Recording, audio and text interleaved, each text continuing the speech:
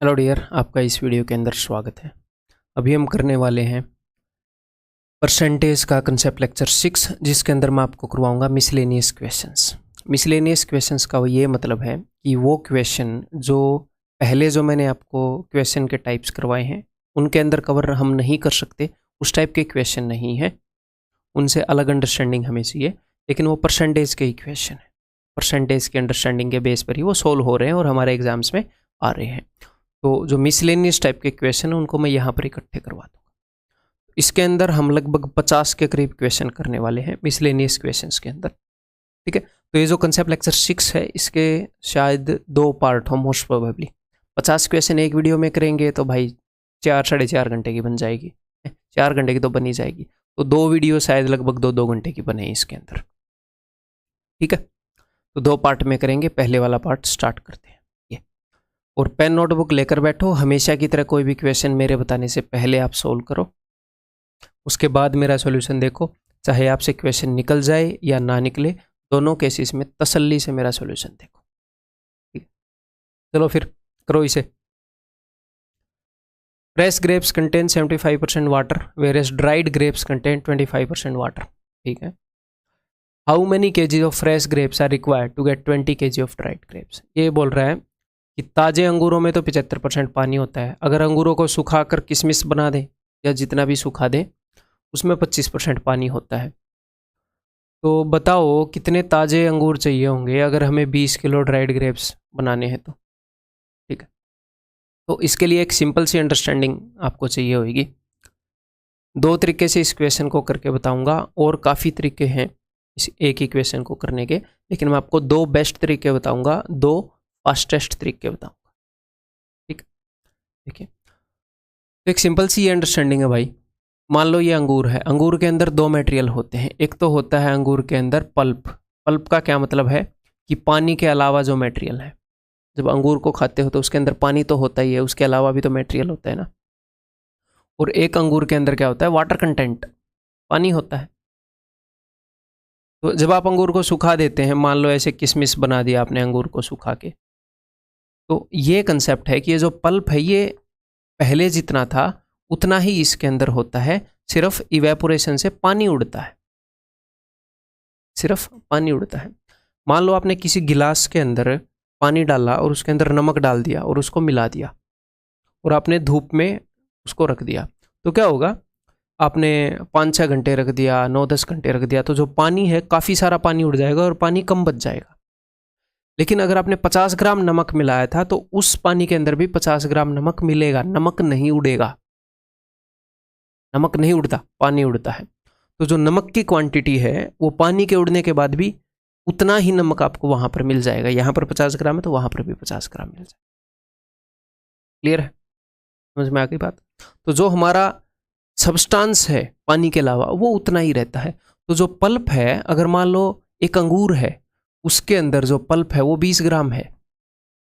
मैं परसेंटेज की बात नहीं कर रहा, मान लो वो 20 ग्राम है उसका वजन, तो सूखे हुए अंगूर के अंदर भी 20 ग्राम रहेगा पल्प, उसकी जो नेट क्वांटिटी है वो सेम रहेगी। ठीक है, इस अंडरस्टैंडिंग के बेस पर कि भैया पल्प की जो क्वांटिटी है वो सेम रहती है, उसकी परसेंटेज बदल जाएगी। परसेंटेज क्यों बदल जाएगी, क्योंकि भैया यहाँ पर पल्प 20 ग्राम था और हो सकता है पानी जो है वो 200 ग्राम हो, या फिर पानी को मैं बोल दूँ 180 ग्राम। जस्ट समझने के लिए देखो, पानी मान लो 180 ग्राम हो तो क्या होएगा, टोटल 200 में से 20 है, पल्प तो 10% ही है। और यहाँ पर पानी मान लो कितना हो, पानी 30 ग्राम हो गया उड़ के, पानी बहुत सारा उड़ गया। तो यहाँ पर टोटल 50 ग्राम में से 20 ग्राम पल्प है, टोटल 50 में से, तो यहाँ पर तो 80% हो गया, सॉरी 40% हो गया यहाँ पर तो। ठीक है, तो पल्प की क्वांटिटी नहीं बदलेगी लेकिन उसकी परसेंटेज तो बदल सकती है, क्योंकि पानी कम ज़्यादा हो सकता है। तो हम क्या करेंगे इस क्वेश्चन को सोल्व करने के लिए, हम पल्प को इक्वेट कर देंगे कि भैया फ्रेश ग्रेप में जितना पल्प था उतना ही पल्प ड्राइड ग्रेप में था। करते हैं, तो मान लो फ्रेश ग्रेप्स थे F kg, ड्राइड ग्रेप्स थे D kg। ठीक है, तो फ्रेश ग्रेप F kg थे तो उसमें पानी 75% था, पल्प कितना रहा होगा, पल्प 100 माइनस 75 25, तो पल्प था फ्रेश ग्रेप के अंदर इतना 25% ऑफ F kg। ठीक है, सूखने के बाद जो पानी है वो 25% था, तो पल्प कितना था? 100 माइनस 25 75। तो डी के जी है ना ड्राइड ग्रेप्स, तो 75% ऑफ डी ड्राइड ग्रेप्स जितने भी हैं। तो डायरेक्टली आपको एफ और डी फ्रेश ग्रेप्स और ड्राइड ग्रेप्स कितने हैं उनका रेशो मिल जाएगा, उनकी क्वांटिटी का रेशो मिल जाएगा। That is 75/25, that is 3:1। Clear है कि फ्रेश ग्रेप कितने हैं, ड्राइड ग्रेप्स कितने हैं, और ये क्या है उनका रेशो ये क्या है उनका रेशो, कि अगर फ्रेश ग्रेप्स आप 3 kg लाओगे तो उससे 1 ही kg ड्राइड ग्रेप्स बनेंगे। फ्रेश ग्रेप्स के वजन और ड्राइड ग्रेप्स के वजन का रेशो मिल गया। ठीक है जी। तो यहाँ पर एग्जामिनर ने क्या पूछा, यहाँ पर एग्जामिनर ने पूछा है कि कितने kg फ्रेश ग्रेप्स चाहिए 20 kg ड्राइड ग्रेप्स पाने के लिए। तो अगर ड्राइड ग्रेप्स का वेट 20 kg है तो भैया 1 की जगह 20 है तो 3 की जगह 60 आएगा, तो 60 kg फ्रेश ग्रेप्स चाहिए होंगे, 60 kg फ्रेश ग्रेप्स चाहिए हो। तो ये रेशियो हो गया। मैंने किया क्या है, ये तो अंडरस्टैंडिंग है, हमने ये क्ला कराई तो एग्जाम में करनी नहीं है। हमने सिर्फ पल्प को कंपेयर करना है कि पल्प यहाँ पर कितना है, यहाँ पर कितना है, बिकॉज पल्प सेम रहता है, उसको इक्वेट किया, टोटल जो वेट है फ्रेश ग्रेप्स का और ड्राइड ग्रेप्स का उसका रेशियो मिल जाएगा। This is understanding number 1। इसी चीज़ को दूसरे तरीके से दिखाऊंगा आपको, चीज़ सेम है, इसी को दूसरे तरीके से देखते हैं। देखो, मान लो एक भाई साहब हैं राम है? राम की कुछ ओल्ड सैलरी थी और राम की ये न्यू सैलरी है। राम की जो ओल्ड सैलरी थी वो थी 20,000, ठीक है, और इसके अंदर उसका बेटा है राम का, वो 200 रुपये अपनी पॉकेट मनी लेता है कि भैया 200 रुपये डैडी मुझे या पापा मुझे हर महीने दो, मैं 200 रुपये ज़रूरी है मेरे लिए। ठीक है, अब राम की जो न्यू सैलरी है वो क्या हुई, वो 10,000 होगी। ठीक है, लेकिन उसका बेटा माना नहीं कि नहीं मेरे को तो 200 ही रुपये चाहिए। यानी कि ये क्या है, ये पल्प है, पल्प ये सेम रहा रुपए में, है ना, यहाँ पर भी 200 ले रहा था, यहाँ पर भी 200 ले रहा था। तो अब मेरी बात ध्यान से सुनिएगा कि पहले उसकी सैलरी 20,000 थी, अब उसकी सैलरी 10,000 है। तो पहले जो वो ले रहा था, यहाँ पर मैं पल्प की परसेंटेज लिख रहा हूँ कि पहले जो वो ले रहा था वो कितने परसेंट ले रहा था, 10% ले रहा था। लेकिन अब वो जो ले रहा है वो कितने परसेंट ले रहा है, निकालो मत, इसको निकालो मत। वैसे देखो, उसकी सैलरी आधी हो गई, उसकी सैलरी आधी हो गई, और जो अमाउंट वो ले रहा था वो एग्जैक्टली उतना ही है। तो एक वैल्यू का ये 200 कितना परसेंट है, और उससे आधी वैल्यू का कितना परसेंट है, उससे आधी वैल्यू का तो डबल परसेंट होएगा ना। मैं ये समझाना चाह रहा हूँ कि अगर आपकी ये जो टोटल सैलरी है ये हाफ हो जाती है, तो जो सेम क्वांटिटी अगर आप देखोगे वो डबल परसेंट हो जाएगी। 200 ही रुपए हैं, लेकिन उससे आधी वैल्यू पर देख रहा हूं उसका कितना परसेंट है, तो भैया डबल परसेंट हो गए ना। या फिर ऐसे मान लो 2 आदमी हैं, एक की तनख्वाह 20,000, एक की तनख्वाह 10,000। इसका बेटा बोल रहा है कि भैया ये बंदा अपने बेटे को 200 रुपये दे रहा है हर महीने, यानी कि 10% दे रहा है। अब ये बंदा, अब बच्चे रीस तो करते ही हैं, ये बच्चा बोल रहा है कि मुझे भी 200 चाहिए, मुझे भी 200 चाहिए। तो क्या उसको 10% देकर काम चल जाएगा? नहीं, उसकी सैलरी आधी है तो उसको डबल परसेंट देना पड़ेगा। तो मैं क्या बताना चाह रहा हूँ, ये है पल्प, ये है पल्प की परसेंटेज, ठीक है, और ये क्या है, टोटल सैलरी। तो मैं ये बताना चाह रहा हूँ कि जो टोटल चीज़ है उसके अंदर जो चेंज आएगा उसका जो रेशियो होगा, यहाँ पर इसका रेशियो क्या है 2:1 और इसका रेशियो क्या है 1:2। जो पल्प की परसेंटेज है और जो टोटल वेट का परसेंटेज है वो एक दूसरे का उल्टा होता है, एक दूसरे का उल्टा होता है। यानी कि अगर अंगूर सूख कर आधे हो गए, यानी कि टोटल वेट, अगर अंगूर आप 100 kg लाए, टोटल फ्रेश ग्रेप्स का वजन 100 kg है और ड्राइड ग्रेप्स का वजन 50 kg है, अगर अंगूर आपके सूख कर आधे हो गए तो पल्प तो उतना ही रहेगा, पल्प तो उतना ही रहेगा। अगर फ्रेश ग्रेप्स के अंदर पल्प जो है मान लो वो 5% था, तो यहाँ पर पल्प जो हो वो 10% हो जाएगा। हो जाएगा कि नहीं हो जाएगा? क्योंकि पल्प तो उतना ही रहेगा। अब टोटल चीज़ आधी हो गई तो वो 10% हो जाएगा। क्लियर है? तो मैं कहना क्या चाह रहा हूँ कि पल्प की जो परसेंटेज है और जो टोटल वेट है उनका रेशियो एक दूसरे का रिवर्स होता है।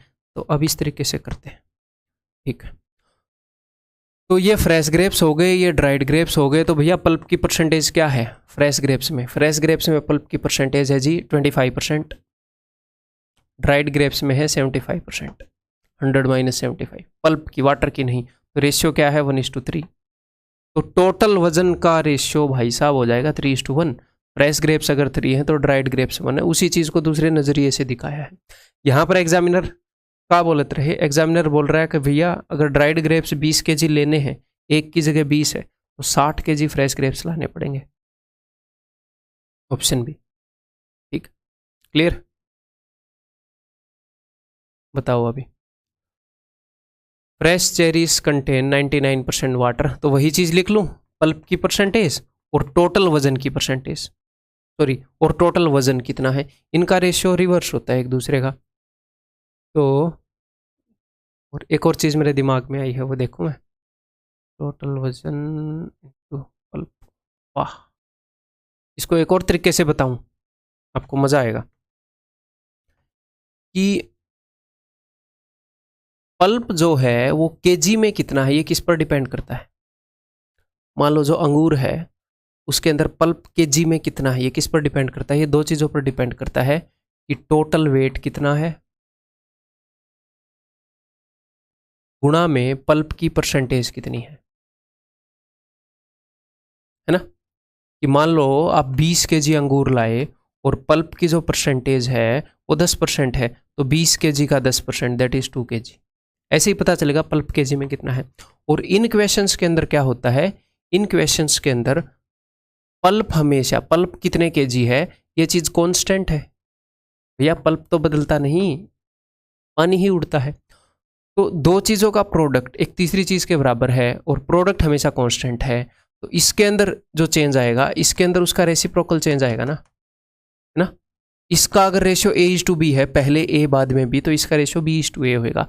तो टोटल वेट का जो रेशियो है और पल्प की परसेंटेज का जो रेशियो है वो एक दूसरे का उल्टा होता है।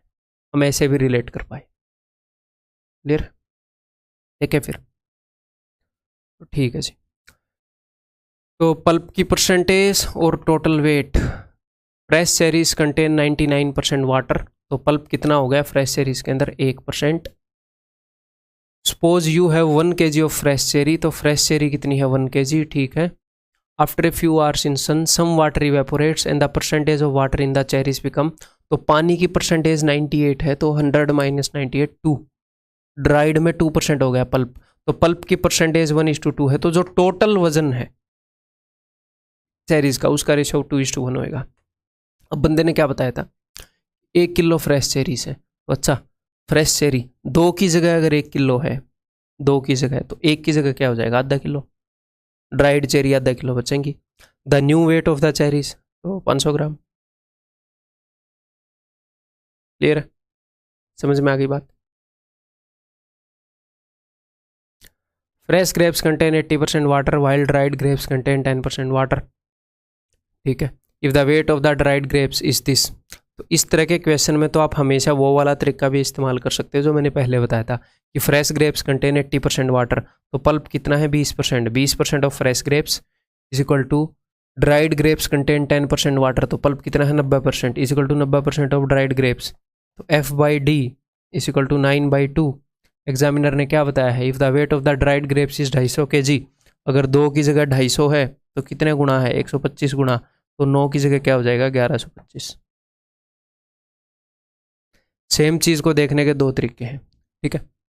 उस तरीके से भी करें तो भैया पल्प की परसेंटेज और टोटल वेट, तो फ्रेश और ड्राई में पल्प की परसेंटेज क्या है, फ्रेश में पल्प कितना है 80% वाटर है तो 20% है, ड्राइड में पल्प कितना है 90% है, तो 2:9 रेशियो हुआ है, तो टोटल वेट का रेशियो 9:2 हो जाएगा।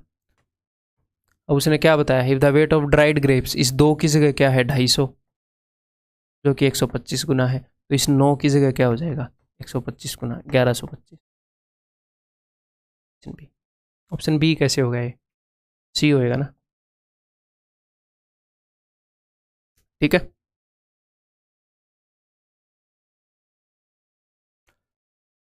Fresh grapes contains 80% water and the dried grapes contain 25% water, ठीक है जी। तो पल्प की परसेंटेज और टोटल वेट की परसेंटेज अंगूरों के फ्रेश और ड्राई की, उसका रेशियो रिवर्स है। फ्रेश ग्रेप्स में 80% वाटर है तो पल्प 20% है, ठीक है। ड्राइड ग्रेप्स के अंदर 25% वाटर है तो 75% पल्प है।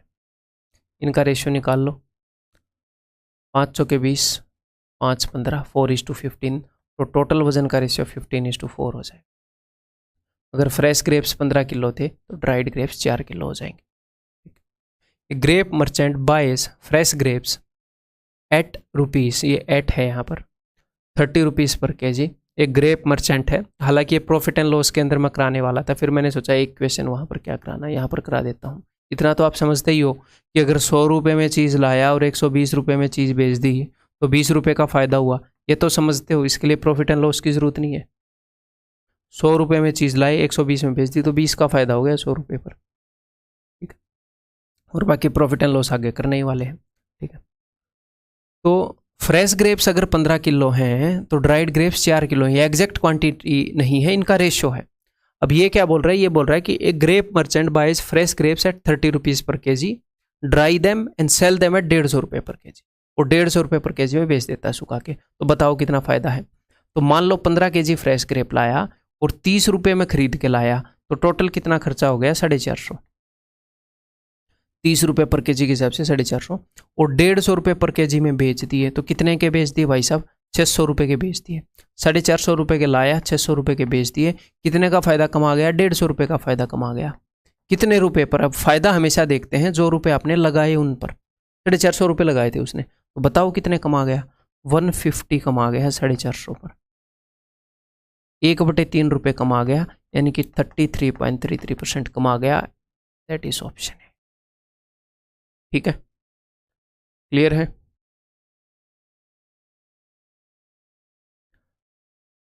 Fresh grapes contain 80% water if 50 kg of these grapes are dried till the weight become 40 kg। तो टोटल वेट और पल्प की परसेंटेज का रेशियो रिवर्स है। ये फ्रेश ग्रेप्स हैं, ये ड्राइड ग्रेप्स हैं। फ्रेश और ड्राइड ग्रेप्स का टोटल वेट बता दिया कि फ्रेश ग्रेप्स अगर 50 किलो आए थे तो वो सूख कर 40 किलो हो गए। तो रेशियो क्या है भाई, 5:4। तो पल्प की परसेंटेज का रेशियो क्या हो जाएगा, 4:5, ठीक है। Fresh grapes contain 80% water, fresh grapes के अंदर वाटर 80% है तो पल्प कितना है, 20, 4 का 5 गुना। तो यहाँ पर पल्प कितना होगा, 5 का 5 गुना, 25%। सूखने के बाद अगर पल्प 25% है तो वाटर पूछा है तो वो 75% होगा, 100 - 25। इस तरह के इक्वेशंस को कर लेंगे। कोई मुश्किल है इक्वेशन, कोई मुश्किल नहीं है, वही सिंपल फंडा है जो हम पहले सीख चुके थे, ठीक है। आगे बढ़ते हैं। The monthly salary of a person was 1,60,000। He used to spend on 3 heads. 3 जगह वो खर्चता था, उसकी सैलरी 1,60,000 है उसको।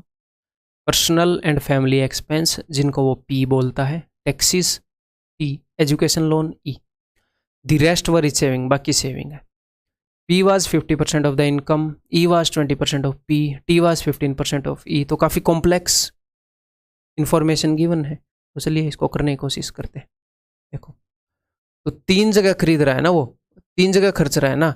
एक तो P जो भी उसकी टोटल इनकम है, तो उसकी टोटल इनकम मैंने मान ली 100। एक तो P पे खर्च रहा है, एक टैक्सीज पे, एक एजुकेशन पे, बाकी बचा कुचा सेविंग है। तो मैंने मान लिया कि 100 रुपये उसकी सैलरी है। तो बताओ वो कैसे खर्च रहा है। The rest were is saving, P was 50% of the income. तो इनकम का 50% यानी कि P की वैल्यू है 50, उसको फॉलो करते रहो बस। E वाज 20% ऑफ P, इसका 20% यानी कि 10, 1/5। T was 15% of E, E का 15%। देखो आप 15% ऑफ 10 निकाल लो या 10% ऑफ 15 निकालो, बात तो एक ही है। अब 10% किसी भी चीज़ का निकालना ईजी है, तो मन में ऐसे सोच लो, अच्छा 15% ऑफ 10 या 10% ऑफ 15। 10% के लिए तो एक के बाद पॉइंट लगाना है बस, आगे। बाकी बची कुची उसकी सेविंग है तो वो भी निकाल लेते हैं। तो देखो 50 और 10 60, 100 में से 60 गए 40, अब 40 में से 1.5 गए 38.5, ये इसकी सेविंग है। अब इन्होंने क्या बताया है, अब इन्होंने बताया है कि भाई साहब when his salary got raised by 30%, उसकी जो सैलरी है वो 30% बढ़ गई, यानी कि 130 रुपये होगी, पहले 100 थी आज 130 हो गई। He maintained the percentage level of P, उसने पी का जो परसेंटेज लेवल है उसे मेंटेन रखा, यानी कि उतना ही रखा। तो पहले पी कितने परसेंट था, कितने परसेंट वो पी पर खर्च रहा था, 50%। तो इसका 50%, यहाँ पर 50 रुपये नहीं लिखने, सेम अमाउंट उसने नहीं रखा, सेम परसेंटेज लेवल रखा, तो इसका 50% यानी कि 65%। ठीक है। ई बिकेम 30% ऑफ पी, तो इस पी का 30% कितना आएगा, 3 गुना करके पॉइंट लगा दो, या पॉइंट लगाए 3 गुना कर दो, 3 पंजे 15, 3 से 18, 19.5। ठीक है जी। टी बिकेम 20% ऑफ ई, 20% क्या होता है भाई, 1/5 होता है, तो इसका 1/5 निकालो, 5 दिए 15, 5 में 45, 3.9। तो इनको जोड़ते हैं जी, 19 और 3 22, 22 और ये 70 और 9 और 5 14, तो 78.4। 130 में से 78.4 घटाना है, तो मैं इसको कैसे देख रहा हूँ, मैं ये देख रहा हूँ कि ये 100 से 30 आगे है, 100 से 30 आगे जाना है, और ये 100 से कितना पीछे है, 100 में से घटाना आसान होता है, 100 में से मैं 79 को घटाऊंगा तो 29.6, तो इट विल बी 59.6। इन सब के सम को मैंने 130 में से घटा दिया और कुछ नहीं किया।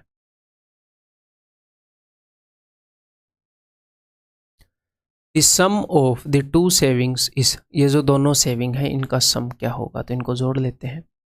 6 और 5 11, 1, 9 और 8 17 और 1 18, 5 और 3 8 और 1 98.1। ठीक है ना फिलहाल तक, ठीक ही क्या है शायद, हाँ 98.1। The sum of the two savings is, दोनों बचतों का, अच्छा अब कैसे बताएं, इसने ये बता रखा है the monthly salary of the person was इतनी, मंथली सैलरी बता रखी है, बिकॉज कोई तो रियल वैल्यू चाहिए ना हमें, तो उसने 100 रुपये की वैल्यू बता रखी है, 100 की वैल्यू वो है, तो एक की वैल्यू क्या होगी भाई, बटे में 100, तो इतने की वैल्यू क्या होगी, इंटू ये। ठीक है, 2 जीरो से 2 जीरो, तीसरी जीरो से तीसरी जीरो, 1 जीरो आएगी, 6 कम 6 जीरो आएगी, और 6 आएगा एंड में, तो शायद ये होएगी ऑप्शन बी। एक बार करके देख लेते हैं। 16 एकम 16, 16 8 128 और 9 129, 12, 16 निम्न 144 और 12 156, 156 गलत आया है ना,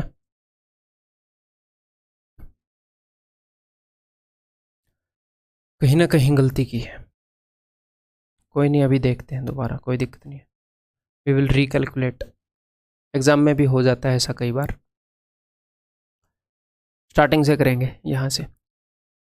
P was 50% of the income, इसका 50%, E was 20% ऑफ P, इसका 20%। ठीक है, T was 15% of E, T was 15% of E। ठीक है, हो गया। अब हो सकता है यहाँ पर गड़बड़ी ना हो, इन सब को अगर मैं जोड़ूँ 50 और 10 60 और 1 61.5, 100 में से मैं 62 को घटा दूँ तो 38.5, ये ठीक है। ठीक है, अगर उसकी इनकम 30% बढ़ गई तो he maintain the percentage level of P, तो 130 का आधा 65, बढ़िया बात है। But E became 30% of P, P का 30% ई बन गया, तो इसका 10% है 6.5, मैंने इसी को 3 गुना किया था, 3 छिके 18, 3 पंजे 15, 19.5, बहुत ही बढ़िया। T became 20% of E, T जो है वो इसका 20% बन गया, यानी कि इसको 5 से डिवाइड करूँ, 5 दिए 15, 5 में 45, यार घटाने में गलती करती क्या,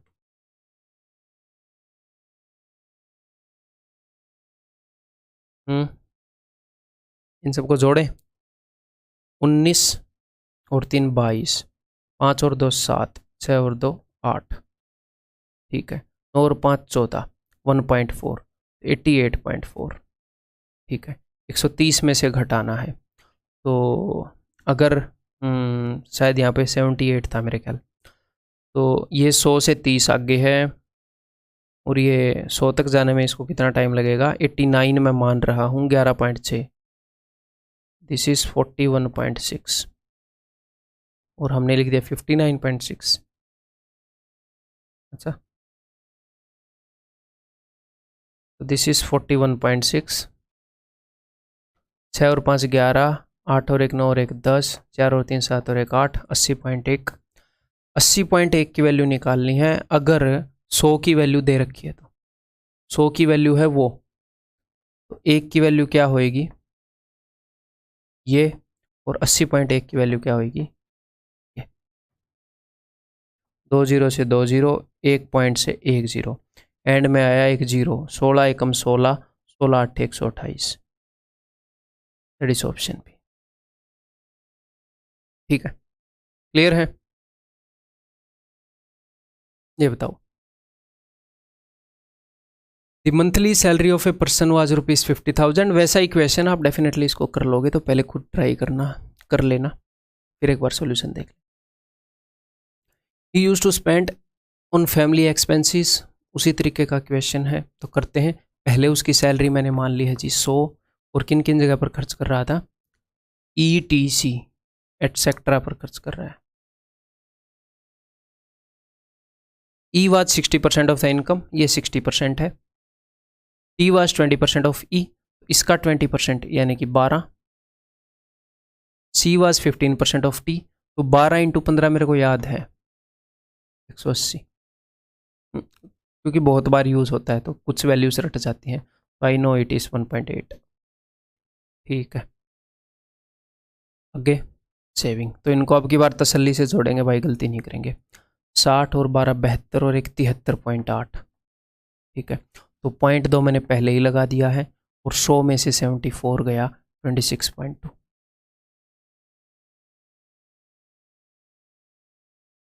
When the salary got raised by 40%, अगर उसकी सैलरी 140 रुपये हो गई तो he maintain the percentage level of E का परसेंटेज लेवल मेंटेन रखा, यानी कि 60%। तो 14 छिक्के 84, 14 6 84। T become 30% of E, T जो है इसका 30% बन गया, तो 3 गुना करके पॉइंट लगा दो। 3 चौके 12, 3 8 24 और 1 25, 25.2।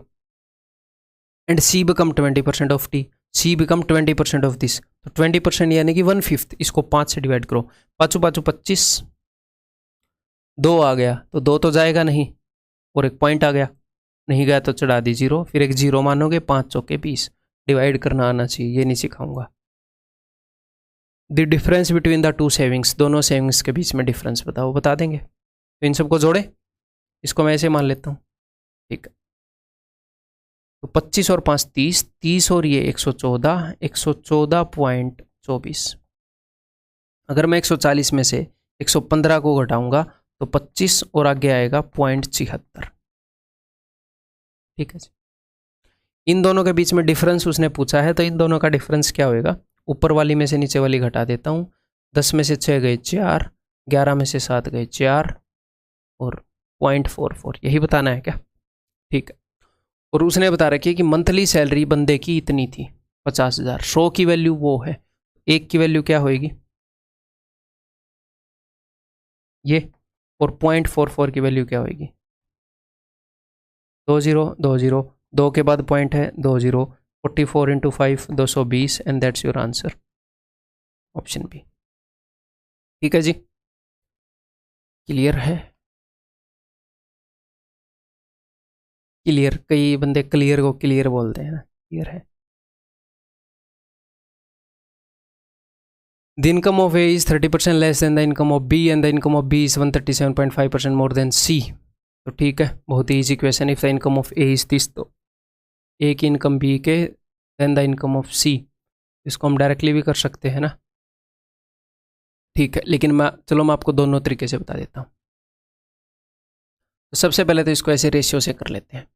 The income of A is 30% less than income of B, B की इनकम से 30% लेस है, तो बी की इनकम को मैंने 10 मान लिया, इसकी इनकम को 7 मान लिया, यही रेशियो है। ठीक है, and the income of B is 137.5% more, तो 37.5 तो आपको पता है 3/8, और 100% यानी कि 1, यानी कि 11/8 मोर बोल रहा है, 11/8 मोर देन सी, यानी कि 11 ज़्यादा है 8 से। अगर सी की इनकम 8 है तो उसकी 11 ज़्यादा है 19 है, अगर सी की इनकम 8 है तो बी की इनकम 19 है। अब यहाँ पर दो रेशियो आ गए, एक तो ये वाला, एक ये वाला। ये हम रेशियो एंड प्रोपोर्शन के अंदर भी करेंगे, छोटा सा कंसेप्ट है, यहाँ भी समझ में आ जाएगा। देखो, ऊपर वाले रेशियो के हिसाब से b की वैल्यू है 10, नीचे वाले रेशियो के हिसाब से b की वैल्यू है 19। तो हम क्या करते हैं ऐसे केस में, मन ही मन में ऊपर वाले केस को हम 19 से मल्टीप्लाई कर देते हैं इस रेशियो से, और नीचे वाले रेशियो को हम मल्टीप्लाई करते हैं 10 से, ताकि b की वैल्यू 190 हो जाए, b की वैल्यू 190 हो जाए, और हम दोनों रेशियोज़ की वैल्यूज़ को इकट्ठा यूज़ कर पाएँ। तो ऊपर 19 7 133, a की वैल्यू 133, 19 दाई 190, b की वैल्यू 190, ऊपर और नीचे दोनों वालों के हिसाब से, है ना। और c की वैल्यू कितनी होगी, 10 × 8 80। इनको हम इकट्ठा यूज़ कर सकते हैं, इसको बोलते हैं रेशियो मर्जिंग।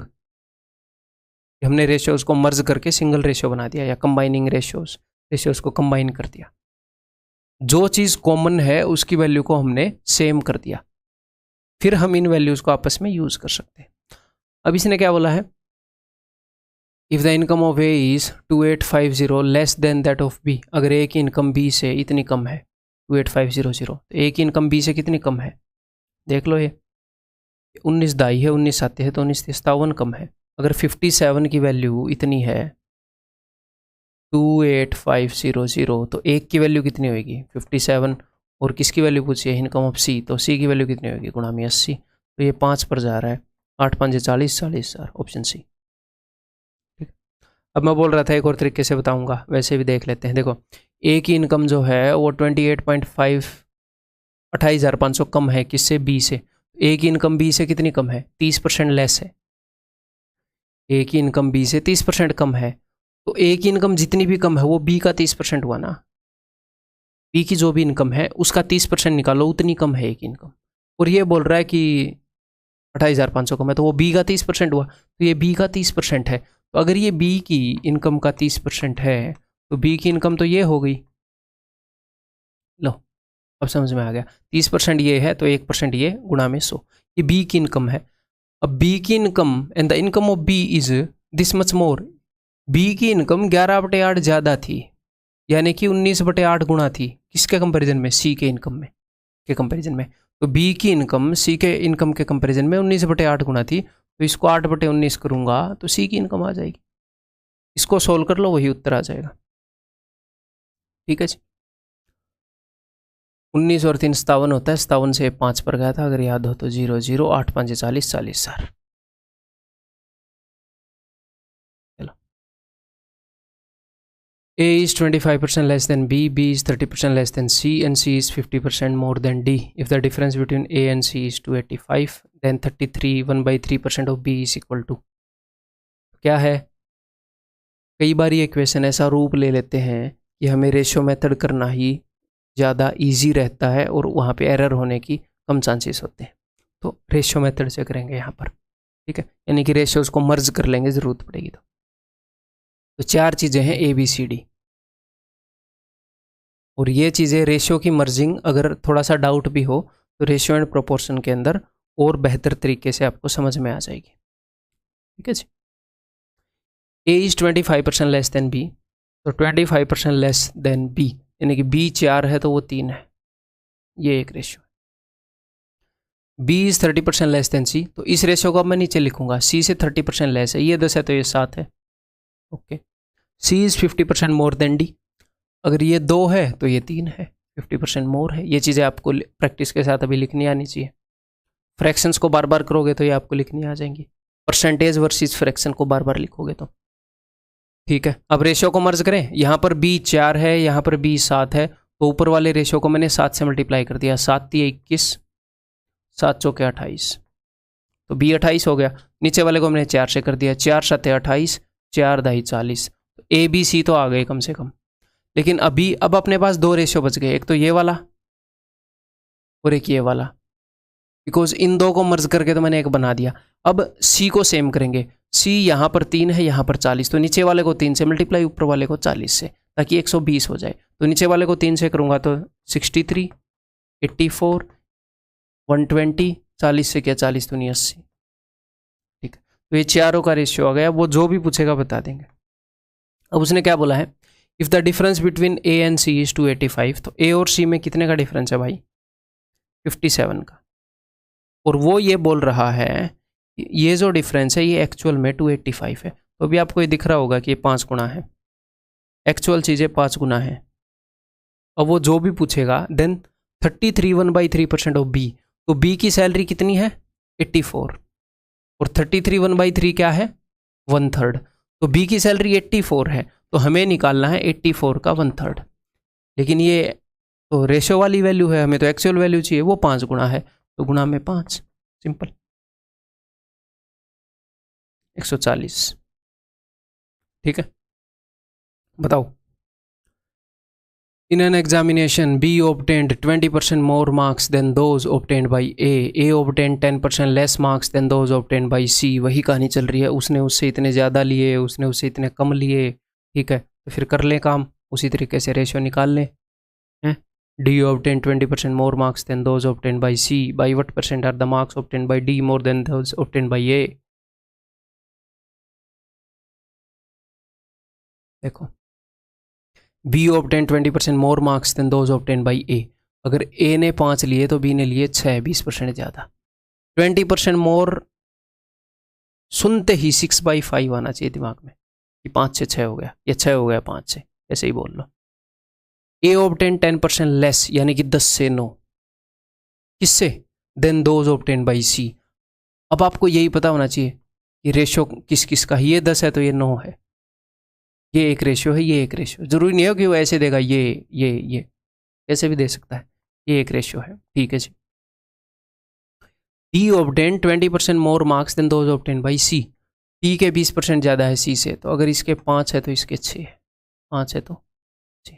अब इनको मर्ज कर दे, तो पहले 3 को कैसे मर्ज करोगे भाई साहब, क्योंकि इनमें A कॉमन है तो A को सेम कर देंगे। ऊपर वाले रेशियो को 9 से मल्टीप्लाई, 9 5 45, 9 6 54। नीचे वाले रेशियो को 5 से मल्टीप्लाई, 5 में 45 और 5 दाई 50, ये आ गया ABC का। अब ये एक नीचे वाला रेशियो हो गया जिसमें C है और ये एक ऊपर वाला रेशियो हो गया जिसमें C है। तो अब एक और बात, ज़रूरी नहीं है कि ऊपर वाले को 50 से मल्टीप्लाई करेंगे नीचे वाले को 5 से। मेन मकसद है कि C की वैल्यू को सेम करना। C की वैल्यू नीचे वाले में 50 है, ऊपर वाले में 5 है, तो क्यों ना ऊपर वाले में एक एक जीरो चिपका दें, हो गई वैल्यू सेम। ये लो, आ गया पूरा रेशियो, ये आ गया पूरा रेशियो। वैल्यू सेम करना मेन उद्देश्य है। By what percentage are the marks obtained by D more than those obtained by A? D को जो मार्क्स मिले वो A से कितने ज़्यादा हैं, तो आपको दिख रहा है 15 3 45, 15 चौके 60, एक ज़्यादा है 3 से, 1/3 33.33, या फिर 15 ज़्यादा है 45 से, 1/3 ज़्यादा है 33.33।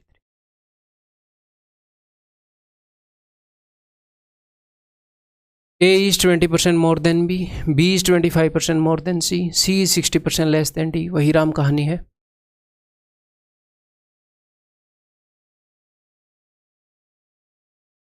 ठीक है, A is 20% more than B, ये 5 है तो ये 6 है। B is 25% more than C, B 25% more है, यानी कि ये 5 है तो ये 4 है, तो ये तो अपना बात सही बन गई।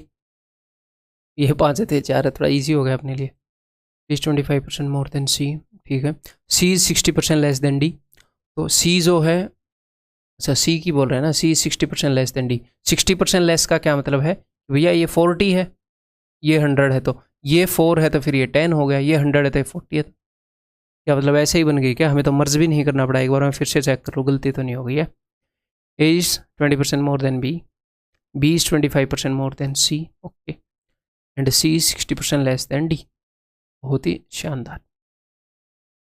एंड अच्छा एक और है, and D is 20% more than E। D जो है उससे 20% मोर है, यानी कि ये 5 है तो ये 6 है। एक बार तो करना पड़ेगा रेशियो का मर्जिंग। तो 10 और 6 ऐसी कौन सी वैल्यू है जो हम बना सकते हैं इन दोनों की। ये मत बोलना ऊपर वाले को 6 से नीचे वाले को 10 से, 60 बनेगी। इनका एलसीएम लो, 10 और 6 का 30, 30 बनाएंगे ना, ऊपर वाले को 3 से नीचे वाले को 5 से, वैल्यूज थोड़ी सी छोटी रहेंगी। ठीक है, ऊपर वाले को 3 से, 3 6 18, 3 5 15, 3 चौके 12, 3 दाई 30, नीचे वाले को 5 से, 5 6 30, 5 5 25, हो गया मर्ज, एक रेशियो आ गया। Based on the above information which of the following is true. ऊपर वाली इंफॉर्मेशन के हिसाब से कौन सा ट्रू है? D is 60% less than B। D जो है B से 60% लेस है। तो जब आपको ऐसी इंफॉर्मेशन चेक करनी पड़े ना, तो जल्दी से ऐसे कर लिया करो कि D अगर 60% लेस है B से, तो यानी कि 40% है, यानी कि 2/5 रेशियो है। तो D और B का ये रेशियो है क्या? D और B का 2/5 कहाँ है भाई? ये डबल है D, उससे लेस कहाँ है? E is 20% more than A। तो E और A का रेशियो चेक कर लो जल्दी से। 20%, 28% मोर है। 100 से 128 है। तो अगर 5 से काटोगे, 5 से निकलेगा, 4 से काटोगे तो 25 और 4 × 12। तो अगर A 25 है तो E 32 है। 32:25 रेशियो आना चाहिए E और A का। तो A और E 25:32 रेशियो आ सकता है? नहीं आ रहा। या 18:25 है। सरासर झूठ। A is 40% less than D। A जो है वो D से 40% लेस है, यानी कि 3 और 5 रेशियो है। 40% लेस यानी कि 60% है। A और D का रेशियो, A और D का रेशियो 6 × 18, 6 × 5 = 30, 3:5 है। सत्य कथन। तो ऑप्शन सी इज ध्यान। तो क्या सर, ये तो चेक करने में टाइम लग रहा है इसमें? हाँ, टाइम लगना था, ये सबको टाइम लगना था, चिंता लेने की बात नहीं है। सबको टाइम लगना था, जितना हमें लग रहा है उतना, ठीक, उससे ज़्यादा ही लगना था अगर वो ठीक से नहीं करेंगे तो। ठीक है, मतलब थोड़ा सा टाइम टेकिंग क्वेश्चन ये है, टेंशन नहीं लेनी। A man's annual income has increased by ₹2 lakh, but the tax on the income that he has to pay has reduced from 12% to 10%. पहले तो मैं आपको ये समझाना चाह रहा हूँ कि ये है क्या। ये कहना चाह रहे हैं कि किसी बंदे की इनकम थी कुछ, ठीक है, मान लो ये ओल्ड इनकम थी। अब उसकी इनकम 2 लाख बढ़ गई, तो ये उसकी न्यू इनकम हो गई, पहले से 2 लाख ज़्यादा। ठीक है, 2 लाख बढ़ गई उसकी इनकम। ठीक है, पहले जो वो टैक्स देता था वो ओल्ड इनकम का 12% देता था, लेकिन अब जो वो टैक्स देता है वो 10% देता है सिर्फ। He now pays the same amount of tax as before, लेकिन जो टैक्स का अमाउंट है वो सेम ही है। ठीक है, तो आप क्या करोगे? उसने टैक्स के अमाउंट को सेम बताया है तो आप उसको इक्वेट कर दो कि भैया बराबर है। तो 12% of old income is equal to 10% of new income. तो आपको ओल्ड और न्यू इनकम का रेशियो मिल जाएगा।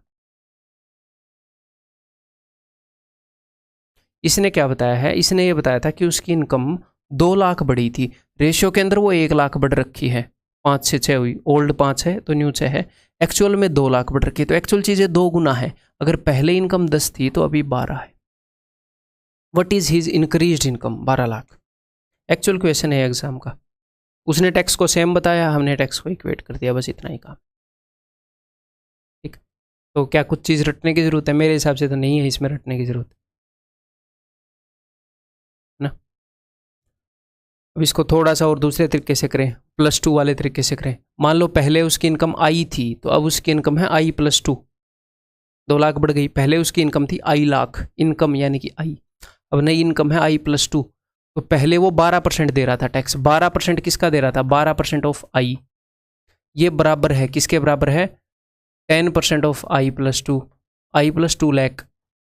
ऐसे कर लो इक्वेशन बना के, कोई दिक्कत नहीं है इसमें भी। तो ये देखो, ये है 12% ऑफ आई, ये है 10% ऑफ आई। अगर मैं इसको सोल्व करूं, ये क्या है? ये है 10% ऑफ आई प्लस, अगर इसको आप सोल्व ऐसे करते हैं ना, 2 × 3 = 6, 2 × 5 = 10, ऐसे करते हो, अंदर मल्टीप्लाई करते हो, है ना। ऐसे ये चीज़ है। इसको जब आप खोलोगे तो क्या आएगा? आएगा 10% of I plus 10% of 2 lakh. तो मन ही मन में खोल लो, ठीक है। तो 10% ऑफ आई को अगर उधर लेकर गए, 12% ऑफ आई में से 10% ऑफ आई घटाया, तो 2% of income is equal to 10% of 20 lakh क्या होता है? 20 लाख का 20 लाख होता है 200,000। हज़ारों में देखो कितने हज़ार हैं? 200।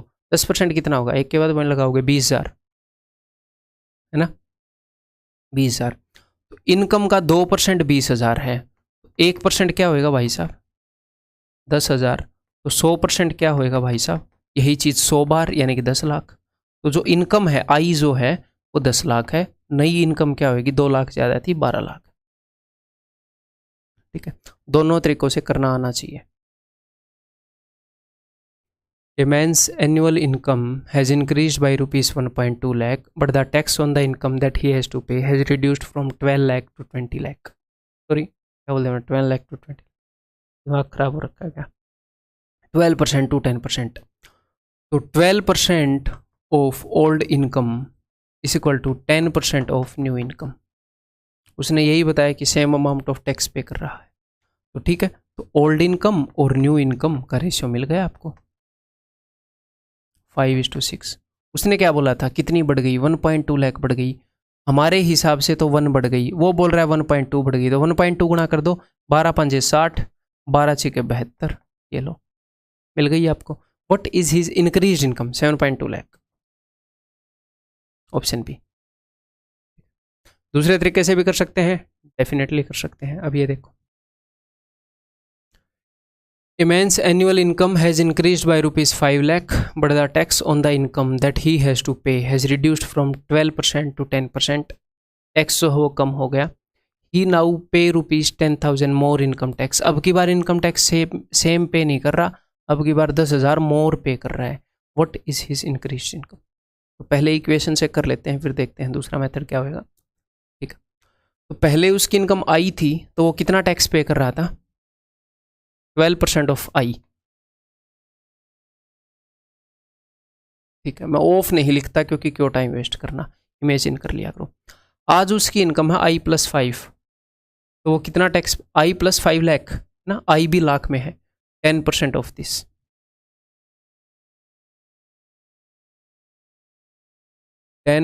Of I plus 5 lakh. और आज के दिन वो 10,000 ज़्यादा रुपए टैक्स दे रहा है, यानी कि पहले जो टैक्स दे रहा था उससे 10,000 ज़्यादा है ये। अब इस इक्वेशन को मन ही मन करेंगे, जब ये अंदर जाएगा तो ये होएगा 10% ऑफ आई, यहाँ पर है 12% ऑफ आई, इसको इधर लाओ, अगर ये इधर आई तो ये हो जाएगा 2% ऑफ आई। ठीक है, अब 10% ऑफ 5 लाख ये होता है 50,000। मैं उसको कैसे देखता हूँ, मैं उसको हज़ारों में देखता हूँ कि 500,000, उसका 10% 50,000। अब जब ये 10,000 उधर जाएगा तो घटेगा, तो ये आ जाएगा 40,000, है ना। ठीक है, जब 2% की वैल्यू 40 है तो 1% की वैल्यू क्या हो जाएगी, 20,000, और 100% की वैल्यू क्या हो जाएगी भाई साहब, ये हो जाएगी 20 लाख।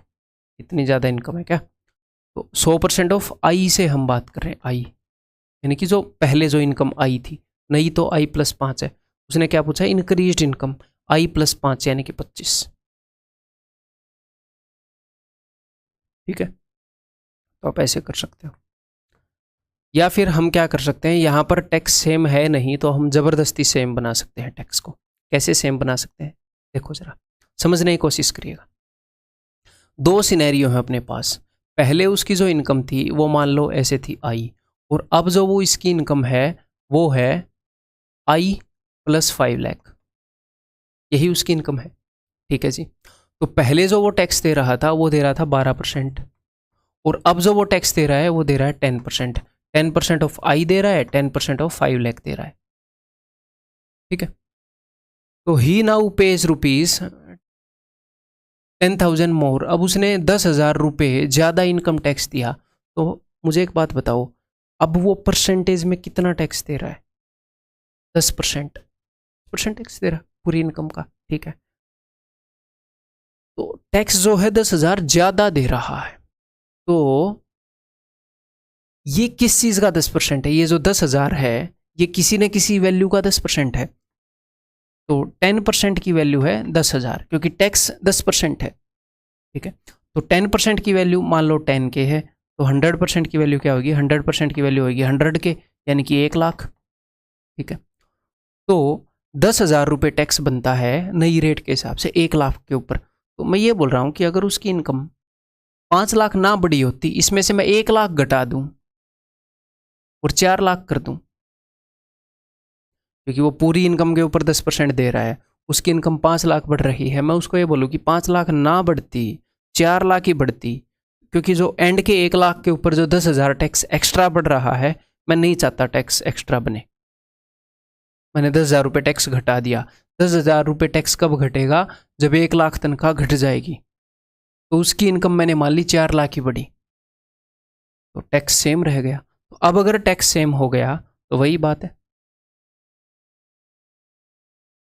क्या बात है कि 12% of old income is equal to 10% of new income. Old income बटे में new income is equal to 10/12 is equal to 5/6। अब हमारे हिसाब से अगर टैक्स को सेम रखना है तो इनकम कितनी बढ़ी, 4 लाख बढ़ी, लेकिन यहाँ पर तो 1 बढ़ी, 4 गुना कर दो 20 और 24। पहले इनकम 20 लाख थी, अब 24 लाख थी।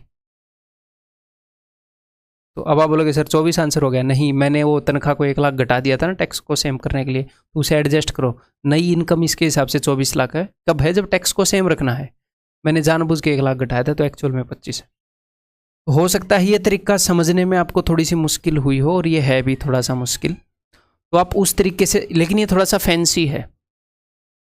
हाँ, इस तरीके से किया है, मेरे हिसाब से नहीं है, मेरे हिसाब से फ्रूटफुल नहीं है। क्यों नहीं है, क्योंकि बिना वजह ज़्यादा आपको सोचवाने पर मजबूर कर रहा है, थोड़ा सा कॉम्प्लिकेटेड है, गलती होने के चांसेस है। तो इक्वेशन वाला वे वो कर लेना, वो अच्छा है, माइंड फ्रेंडली है। वहाँ पर स्ट्रेस होता है एग्जाम में, पता नहीं ये हैंडल कर पाओगे कि नहीं, बट मैंने बता दिया।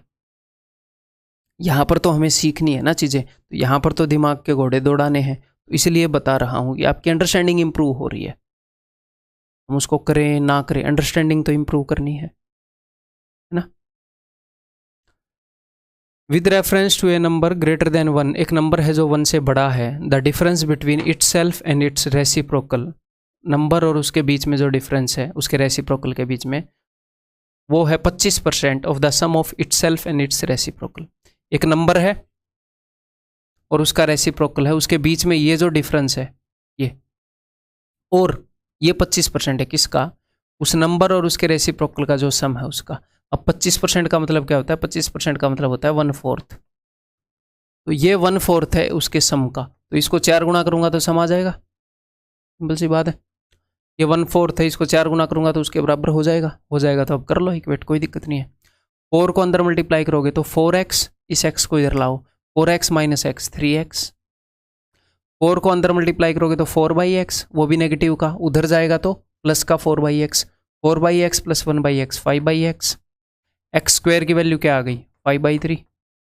ठीक है जी, क्या पूछा है, by how much percentage correct to 1 decimal is the 4th power of the number greater than its square.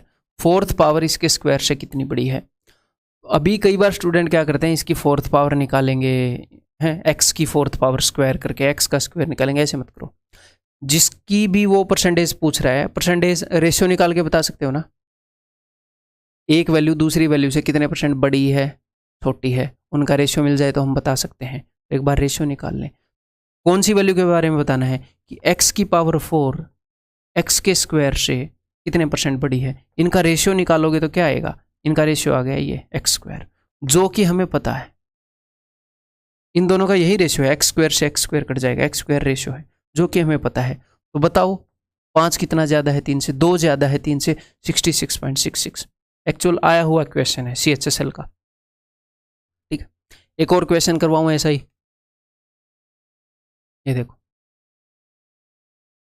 और a number greater than 1 the difference between itself and its reciprocal, number और उसके reciprocal के बीच में जो difference है वो number और उसके रेसिप्रोकल के सम का 20% है, यानी कि 1/5 है। तो इसको अगर मैं 5 गुना कर दूँ तो ये आ जाएगा।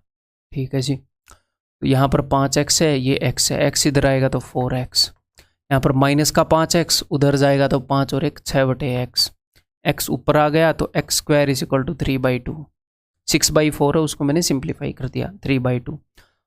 का पूछते रहे भैया, by how much percentage is the square of the number less than it's cube, square cube से कितने परसेंटेज कम है।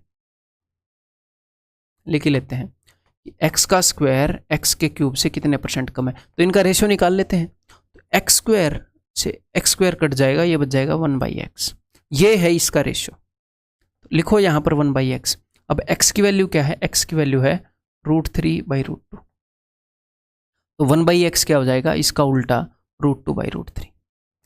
अब √2, √3 और √5 की वैल्यू आपको याद होनी चाहिए। 1.414 एडवांस में बताऊंगा कि इनको रटना कैसे है। ठीक है, सर्ट्स एंड इंडिसेस के अंदर दिस इज 1.732, यहीं पे बता देता हूँ वैसे। This is 2.236। अगर आपने 2 डिजिट तक याद रख ली, 2 डिजिट तक रटनी ही पड़ेगी, 3 डिजिट तक बाय डिफ़ॉल्ट याद हो जाएगी। ठीक है, जैसे 4 और 1, 4 एकम 4, आगे इन दोनों के प्रोडक्ट वाला ही आता है। 7 ही 21, 21 में 2 आता है ना पहले, 2 3 6 6। इसके अंदर कोई मैथमेटिक्स नहीं है कि प्रोडक्ट आएगा, ये मैंने वैसे ही पैटर्न ऑब्जर्व किया है, बस मैं एक दिन देख रहा था तो मेरे को ये पैटर्न मिला, तो याद करने में मदद होगी थोड़ी। ठीक है, तो √2 इज इक्वल टू 1.41, 2 प्लेसेस तक ले लो, एनफ है। √3 इज इक्वल टू 1.73। तो आपको बताना है कि 1.41 1.73 से कितने % कम है। तो पॉइंट से पॉइंट गया, अब कितना कम है भाई, 3 में से 1 गए 2, 7 में 4 गए 3, 32 कम है 173 पर। अब अप्रोक्सीमेट करने के कई तरीके होते हैं, यहाँ पर जो बेस्ट रहेगा उसको हम यूज़ कर लेंगे। ठीक, ओके ओके ओके।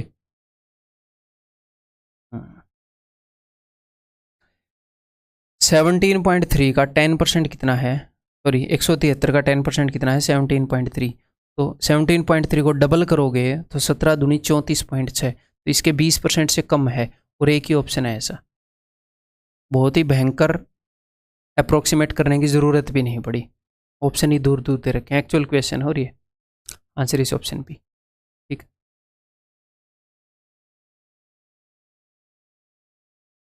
मैं आपको जितने क्वेश्चन करवा दूंगा पीडीएफ के अंदर, अगर आपने वो सारे क्वेश्चन कर लिए, 1% भी डरने की ज़रूरत नहीं है कि अगर कुछ नया आ गया तो। अगर आपने वो सारे क्वेश्चन बार बार कर लिए तो नंबर 1 कुछ भी नया आएगा नहीं, नंबर 2 अगर कुछ भी नया आया तो आप उसे हैंडल कर लोगे। वर्स्ट केस सिनेरियो में 100 क्वेश्चन में से 2 नए आ जाएंगे, 3 नए आ जाएंगे, उसको आप हैंडल कर लोगे, और इतने क्वेश्चन से डरने की ज़रूरत भी नहीं है। तो हमें से 97 करने की तो कैपेबिलिटी लाओ, पहले इतनी बार पीडीएफ को करो। और वो तो वर्स्ट केस सिनेरियो है कि एसएससी ने भयंकर बदलाव कर दिया, तब आपके साथ ऐसा हो। टेंशन नहीं लेनी बिल्कुल भी, मटेरियल को करते रहो, बार बार करते रहो। The difference between A positive number and its reciprocal, एक पॉजिटिव नंबर और उसके रेसिप्रोकल के बीच में जो डिफरेंस है, वो difference increases by A factor of. Increases by A factor of का मतलब होता है कि इतने गुना हो जाता है। अगर वो पहले 144 था तो आज 175 हो जाता है। कब, देख लेते हैं कब। When the number is made to increase by 20%, अगर नंबर को 20% बढ़ा दें तो, ध्यान से सुनिएगा, तो उस नंबर और उस नंबर के रेसिप्रोकल के बीच का डिफरेंस इतने गुना हो जाता है। तो इतने गुना होने का मतलब होता है कि फाइनल बाई इनिशियल की वैल्यू। तो देख लेते हैं जी, पहले एक नंबर और उसके रेसिप्रोकल के बीच में डिफरेंस क्या होगा। उस नंबर को मैंने मान लिया x, x और x के रेसिप्रोकल के बीच में ये डिफरेंस था पहले। आज x को 20% बढ़ा दिया गया, x को 20% बढ़ाने के बाद उसकी वैल्यू क्या हो जाएगी, 6/5 टाइम्स ऑफ x।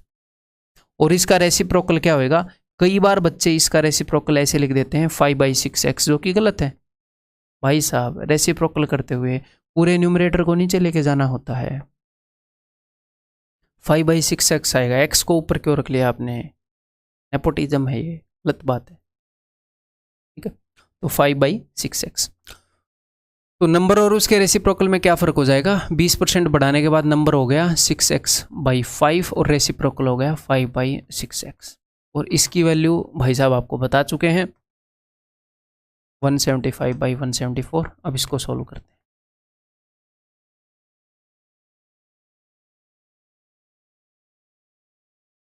ठीक है, क्या करें भैया, ऐसा क्वेश्चन दे देवत है। 144 को इधर ऊपर ले जाकर मल्टीप्लाई करेंगे, इसको इधर ऊपर ले जाकर क्रॉस मल्टीप्लाई करेंगे, और यहाँ पर कुछ नहीं दिख रहा। तो 144 को अगर मैं यहाँ पर ले गया तो 6 × 144, 6 चौके 24, 14 छक्के 84 और 2 86। मैंने क्या किया मैं बता देता हूँ। 6 से मैंने 4 को मल्टीप्लाई किया, 6 चौके 24, हासिल आ गई 2। उसके बाद मैंने पूरे 14 को मल्टीप्लाई कर दिया। एक एक करके मैं नहीं करूँगा, क्यों, क्योंकि मुझे 14 का पहाड़ा आता है। 14 छक्के 84, 84 और 2 86। ये छोटी मगर मोटी बातें हैं, ये सीख लो। तो by5x, अब ये यहाँ पर जाएगा इसके साथ, तो 6 से 144 कटेगा 24 पर, 24 5 120 इक्वल टू, अब ये चीज़ ऊपर जाएगी 175x माइनस 175/x। ओके जी, अब इसको सोल्व कर लेते हैं। ये क्या रहेगा, 5 एकम 5, 5 7 35, 5 दूनी 10, 172.8 है ये। तो 172.8 अगर उधर गया, ये 175 है, तो ये बच जाएगा 173 जाएगा तो 2.2x। ठीक है, 175x अगर इधर आया तो 175x माइनस 120x हो जाएगा 55x। ठीक है, x उधर ऊपर जाएगा तो x square equal to 55/2.2। Point हटाने के लिए 10 यहाँ पर आ गया। अब आगे देखते हैं क्या बनेगा। 11 दूनी 22, 11 पंजे 55, 2 पंजे 10, x square equal to 25, therefore x equal to 5। ठीक है, द डिफरेंस बिटवीन, अब x की वैल्यू -5 भी आ सकती थी, लेकिन इन्होंने पॉजिटिव नंबर बता रखा है तो सिर्फ 5 हमने लिया। तो वह संख्या ज्ञात करो, वह संख्या y, ऑप्शन डी। ठीक है, क्लियर है। सर इसमें ऑप्शन यूज कर सकते थे क्या? कर सकते थे, कर सकते थे, आपकी हिम्मत के ऊपर डिपेंड है। आपको डी तक पहुंचना पड़ेगा, नंबर 1। हो सकता है वो पहले पर भी गिवन हो आपके एग्जाम में है, तो ऑप्शन यूज़ करना इसमें एक तो मेरे लिए कुछ सिखाने लायक नहीं है ऑप्शन यूज़ करने में। आप कर लोगे कि भैया ऐसा हो रहा है कि नहीं 20% बढ़ाने के बाद। और नंबर 2 मतलब मैक्सिमम केसेस में यूज़फुल नहीं रहेगा, मतलब ऐसे ऐसे ऑप्शन है। हो सकता है हम चेक करेंगे तो पहले 6 को करेंगे फिर 5 को करेंगे, बट क्या ऐसे केस में 2.5 आंसर हो सकता है? हो सकता है, फिर क्या करोगे? तो मेरे ख्याल ये वे आना चाहिए और इसको हैंडल करना आना चाहिए। एक्चुअल क्वेश्चन है, एमटीएस में पूछा गया था। अभी तक मिसलेनियस क्वेश्चंस के अंदर सारे वो क्वेश्चन पूछे जा रहे हैं जो आपके एग्जाम में पूछे जा चुके हैं। A number is mistakenly multiplied by 7/5 instead of being multiplied by 3/2। एक नंबर को गलती से किसी और नंबर से मल्टीप्लाई कर दिया गया, ऐसे ऐसे क्वेश्चन आते हैं। तो हम ये देखेंगे, मेरी बात ध्यान से सुनो। मान लो किसी नंबर को 10 से मल्टीप्लाई करना था, 10 से मल्टीप्लाई करना था और 20 से मल्टीप्लाई कर दिया, तो उस नंबर के अंदर क्या चेंज आया होगा? तो आप बोलोगे सर जिस नंबर से मल्टीप्लाई किया था उससे दुगने नंबर से मल्टीप्लाई कर दिया तो वो नंबर डबल हो गया होगा, जितना होना चाहिए था उससे डबल हो गया होगा। अगर मैं बोलूँ कि भैया 10 से मल्टीप्लाई करना था उसको 30 से मल्टीप्लाई कर दिया, तो आप बोलोगे सर जितने से मल्टीप्लाई करना था उससे 30 गुना से कर दिया, तो जितना होना था उससे 3 गुना हो गया होगा। तो मैं यही देख रहा हूँ कि जिस नंबर से मल्टीप्लाई कर दिया आपने वो कितने गुना है किससे, जितने से करना था उसने से। यानी कि इनिशियली वैल्यू होनी कितनी चाहिए थी और फाइनली कर कितने दी गई, फाइनली कितने कर दी गई। फाइनल अपॉन इनिशियल को बोलते हैं कि कितने गुना हो गई वैल्यू। यही हम यहाँ पर देखेंगे कि मल्टीप्लाई करना किससे था। मल्टीप्लाई करना था 3/2 से, कर किससे दिया? 7/5 से। मतलब करना था 3/2 से, लेकिन फाइनली 7/5 से कर दिया। तो हमें मिल जाएगा कि चीज़ कितने गुना हो गई, 14/15 गुना कर दिया उसने चीज़ को। ठीक है, okay. What is the percentage change? तो कितना हो गया भाई परसेंटेज चेंज? 14/15 गुना हो गई चीज़, एक घट गई 15 से, 6.66%, ऑप्शन ए। ठीक है, आगे से कर लोगे इस तरह के क्वेश्चंस को। ठीक है, यहाँ पर करने को हम ऐसा क्वेश्चन भी मान सकते, इसको एक और तरीके से हम कर सकते हैं, बट ये फास्टेस्ट वे है ऐसे क्वेश्चंस को हैंडल करने का। एक और काम क्या कर सकते हो, उस नंबर को अज्यूम ही कर लो। ऐसे नंबर अज्यूम करो जो 2 और 5 से कट जाए। तो मान लो वो नंबर मैंने 10 मान लिया। ठीक है, तो अगर वो नंबर मैंने 10 मान लिया तो रियल में नंबर करना कितना चाहिए था? 10 × 3/2। रियल में नंबर होना चाहिए था 15, लेकिन कर क्या दिया उसने भाई साहब ने? उसने ये कर दिया 14। तो कितने की कमी लेकर आ दी उसने? 1 की कमी कर दी 15 पर, 6.66। ऐसा नंबर अज्यूम कर सकते हो जो यानी कि इस डिनोमिनेटर से डिवाइड होता हो, बात बन जाएगी। ठीक,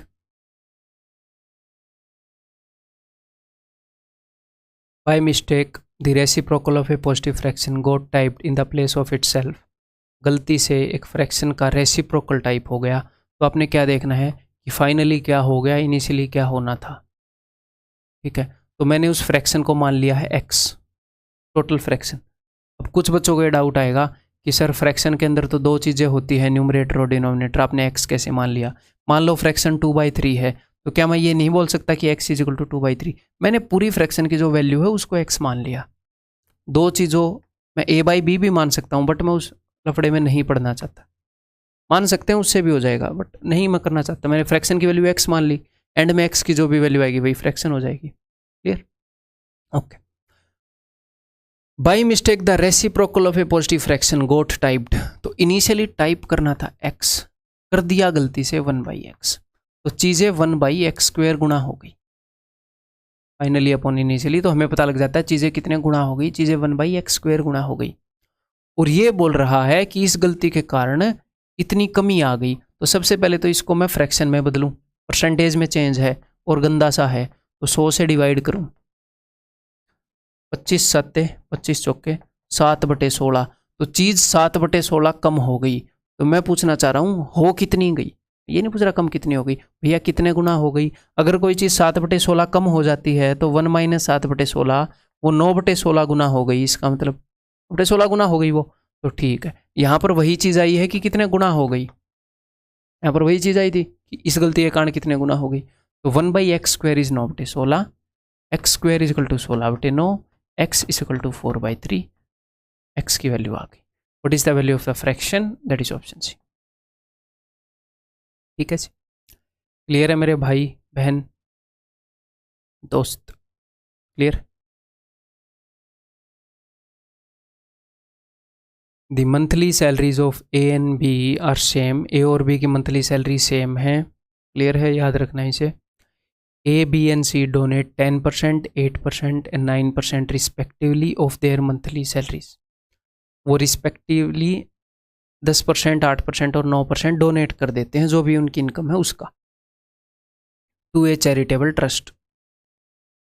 the difference between the donations of A and B is 400। A और B की जो डोनेशन है उसके बीच में डिफरेंस है 400 का। ठीक है, यहाँ पर एक बात समझने लायक है कि A और B की सैलरी सेम थी। A ने डोनेट किया था 10%, B ने डोनेट किया था 8%। तो एक्चुअल में डिफरेंस क्या आया? एक्चुअल में डिफरेंस आ गया 10% भी A की उसी वैल्यू का 10% है जिसका ये 8% है, सेम वैल्यू के परसेंटेज हैं, तो 2% का फर्क है। जो भी इनकी सैलरी है उसके 2% का, 2% ऑफ देयर सैलरी का फर्क होएगा। इसने 10% करी, इसने 8%, सेम वैल्यू की 400, तो इनकी सैलरी का 2% 400 है। अगर 2% 400 है तो 1% कितना होगा? 200, तो 100% कितना होगा? 20,000। तो इनकी सैलरी भाई साहब 20,000 है। अगर ये गलती से पूछे तो बता देंगे। The total donation by A and B is ₹900 more than that of C। A और B ने जो टोटल डोनेशन की है, A और B ने टोटल कितनी डोनेशन की है? A ने की है 10%, B ने की है 8%। अब यहाँ पर कई स्टूडेंट गलती करेंगे कि 20,000 का 10% निकालेंगे, 20,000 का 8% निकालेंगे, अलग अलग निकालेंगे। क्यों? सेम वैल्यू के परसेंटेज हैं, इकट्ठे ही निकाल लो। 10 और 8, 18% डोनेशन की है। किसकी 18%? 20,000 के 18%। फिर कई स्टूडेंट यहाँ से निकालेंगे, यहाँ से क्यों निकाल रहे हो? जब उसने 2% की वैल्यू दे रखी है, 18% की वैल्यू क्या होएगी भाई? इसका 9 गुना है, 9 चौके 36, 3600। A और B की डोनेशन है 18% ऑफ देयर सैलरी, जो कि है 3600। और A और B की जो डोनेशन है वो 900 रुपये ज़्यादा है। किससे? C की डोनेशन से। तो हमें C की डोनेशन मिल जाएगी 2700। C की डोनेशन 2700 रुपये है। ठीक है, और वैसे परसेंटेज में कितनी है?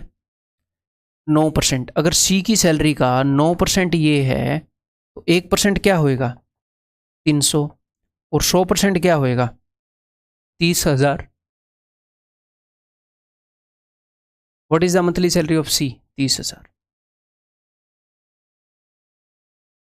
ठीक है, क्लियर है? और क्वेश्चन करोगे ऐसा?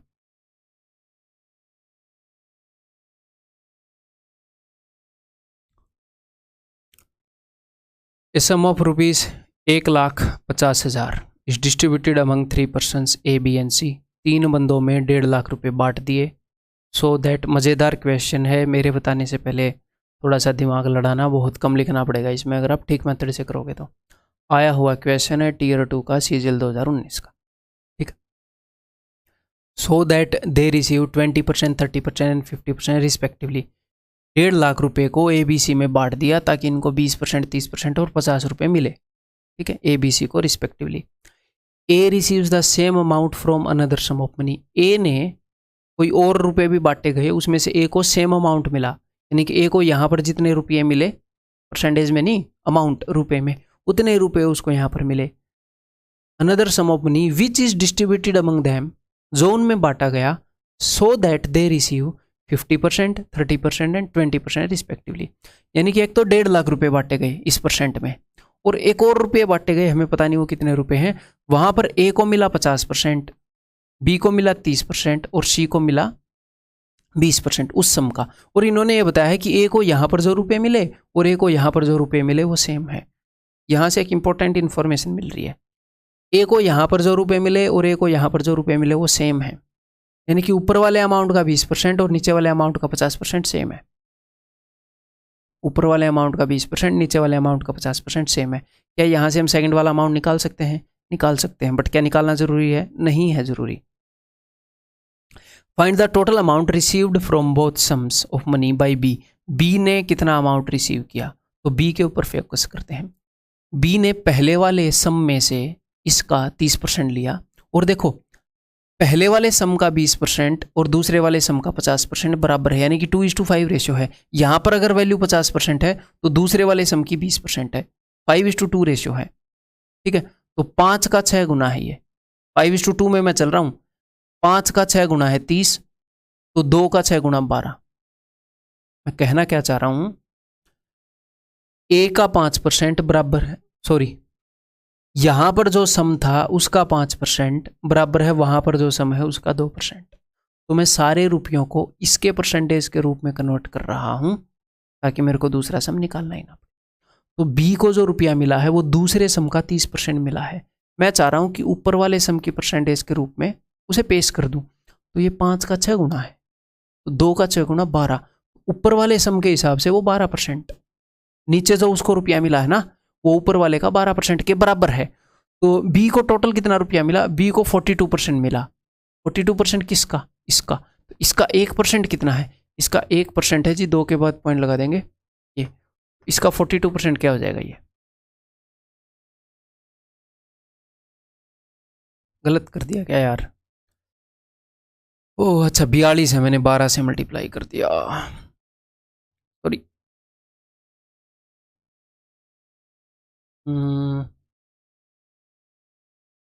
2 0, 15 दूनी 30, 3, 15 चौके 60 और 3 63, 63,000। ठीक है, क्लियर है। Some students, only boys and girls from different schools, appeared for an Olympiad exam. ठीक है, ये CGL Tier 1 जो हुआ था 11 अप्रैल 2022 को शिफ्ट 1 में, उसका क्वेश्चन है। तो some students, only boys and girls from different schools, appeared for an Olympiad exam. 20% of the boys and 15% of the girls failed the exam. तो लिख लेते हैं, कुछ गर्ल्स हैं कुछ बॉयज़ हैं। तो 20% ऑफ द बॉयज़, तो 20% बॉयज़, ये फेल वाले लिख लेते हैं हम, फेल हो गए।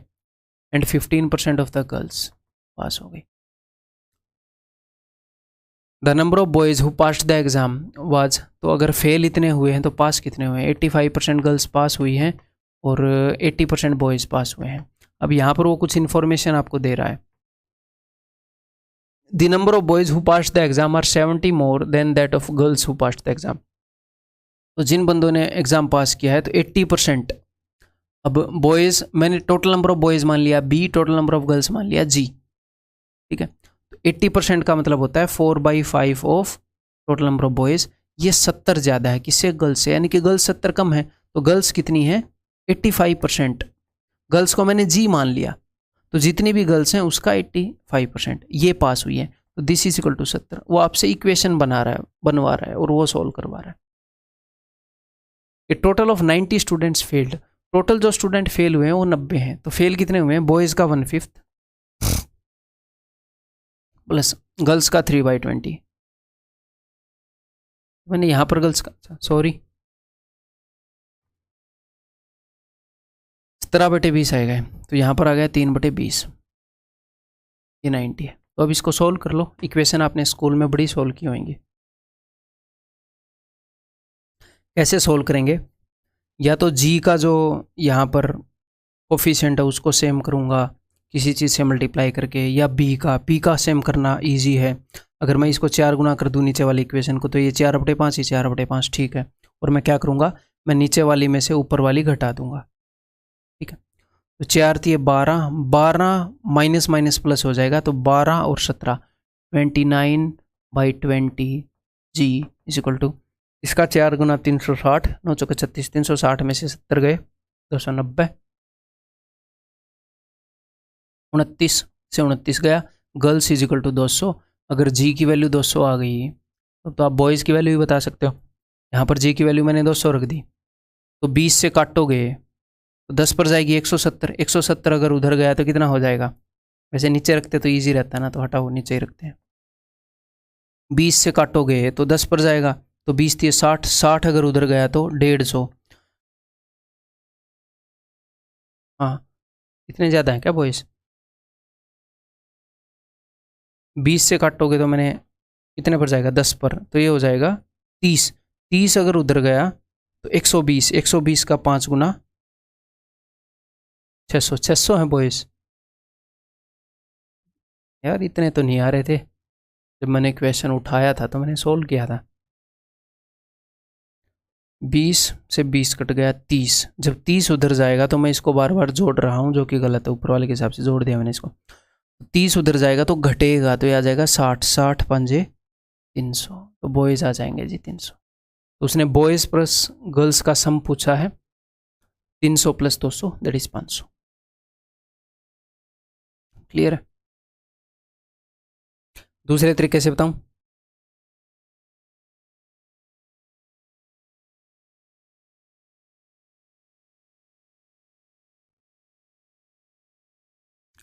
देखो, जैसे यहाँ पर आपको ये बताया गया है कि 15% गर्ल्स फेल हो गई, 85% पास हो गई, तो गर्ल्स को आप मान लो 100, फिर बॉयज़ को मान लो 100। तो ऐसे तो गर्ल्स और बॉयज़ आपने बराबर मान लिए, तो गर्ल्स एंड बॉयज़ की संख्या को अगर मैं मानूँ भी तो क्या मानूँ, मतलब कैसे मानूँ? पता नहीं कि ये सेम है, ये डबल है, ये ट्रिपल है, कुछ भी नहीं पता। तो ताकि मैं इनको डिफ्रेंशिएट कर पाऊँ, तो मैं इसको मान लूँगा 100x, इसको मैं मान लूँगा 100y। क्लियर है? अब हम ऐसे कर सकते हैं, क्या कर सकते हैं, अब हम ऊपर वाली वैल्यू से चीज़ें निकाल सकते हैं।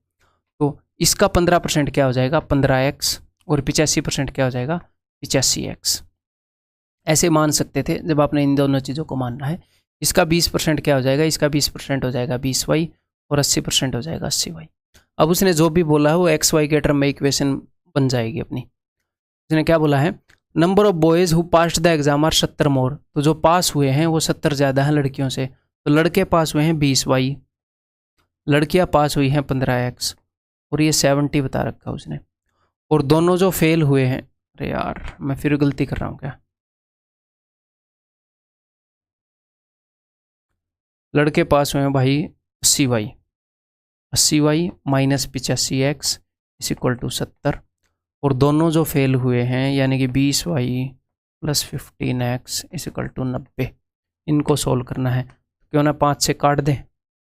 वैसे पहले ही हमने 5 से काट के यहाँ पर उतना मानना चाहिए था, 20, हमें 20 का मल्टीपल मानना चाहिए था। कैसे? मैं आपको एक छोटी बात बता रहा हूँ, एक्स्ट्रा नॉलेज दे रहा हूँ। हमें एक काम ये करना चाहिए था कि यहाँ पर 15% के लिए डिनोमिनेटर में क्या आता है? 20, और 20% के लिए आता है 1/5, यहाँ पर आएगा 4/5, यहाँ पर आएगा 20। तो हमने 20 का मल्टीपल मान लेना चाहिए था, हम ऐसे मान सकते थे, कैलकुलेशन थोड़ी सी बच जाती। कौन सी कैलकुलेशन बच जाती? अब इसको यहाँ पर 5 से काटना ना पड़ता। ठीक है, बट चलो ठीक है, काट देते। या फिर अभी भी नहीं काटना पड़ेगा, अगर मैं नीचे वाले को 4 गुना कर लूँ तो ये भी 80y है, ये भी 80y हो जाएगा, तो ठीक है। नीचे वाले को 4 गुना करके ऊपर वाले को घटा देंगे, तो 60 और 85 145x, 360 माइनस ये तो वही 290 हो जाएगा। 145 का डबल है, x की वैल्यू 2 हो गई। जैसे ही x की वैल्यू 2 हो गई, कहीं पर भी रख दो, 15 दूनी 30, 30 उधर जाकर घटेगा 60 है, तो y की वैल्यू आ जाएगी 20 × 60 3, तो y की वैल्यू आ गई 3, x की वैल्यू आ गई 2, y की वैल्यू आ गई 3। 100 × 2 200 गर्ल्स हैं, 100 × 3 300 बॉयज़ हैं। Answer is option C. ठीक है, क्लियर है सर? कौन सा वे बेस्ट है, कौन सा भी वे बेस्ट नहीं है, धीरे धीरे प्रैक्टिस करेंगे, अकॉर्डिंग टू क्वेश्चन हम तरीका लगाना सीख जाएंगे। ठीक है, कई बार कोई वे बेस्ट होता है, कई बार नहीं होता है। ठीक है, ये फ्रूट सेलर, टाइम कितना हुआ भाई? 1 घंटा 20 मिनट हो गए इस लेक्चर में, 20-25 मिनट और, 20 मिनट और मान के चलो। ठीक है, पार्ट 1 अपना हो जाएगा, ये कर लेते हैं। ज़्यादा बैठना सीखो। ठीक है, अगर आप ज़्यादा नहीं बैठ सकते तो ऐसे तो 2 बंदे हैं। एक ऐसा बंदा है,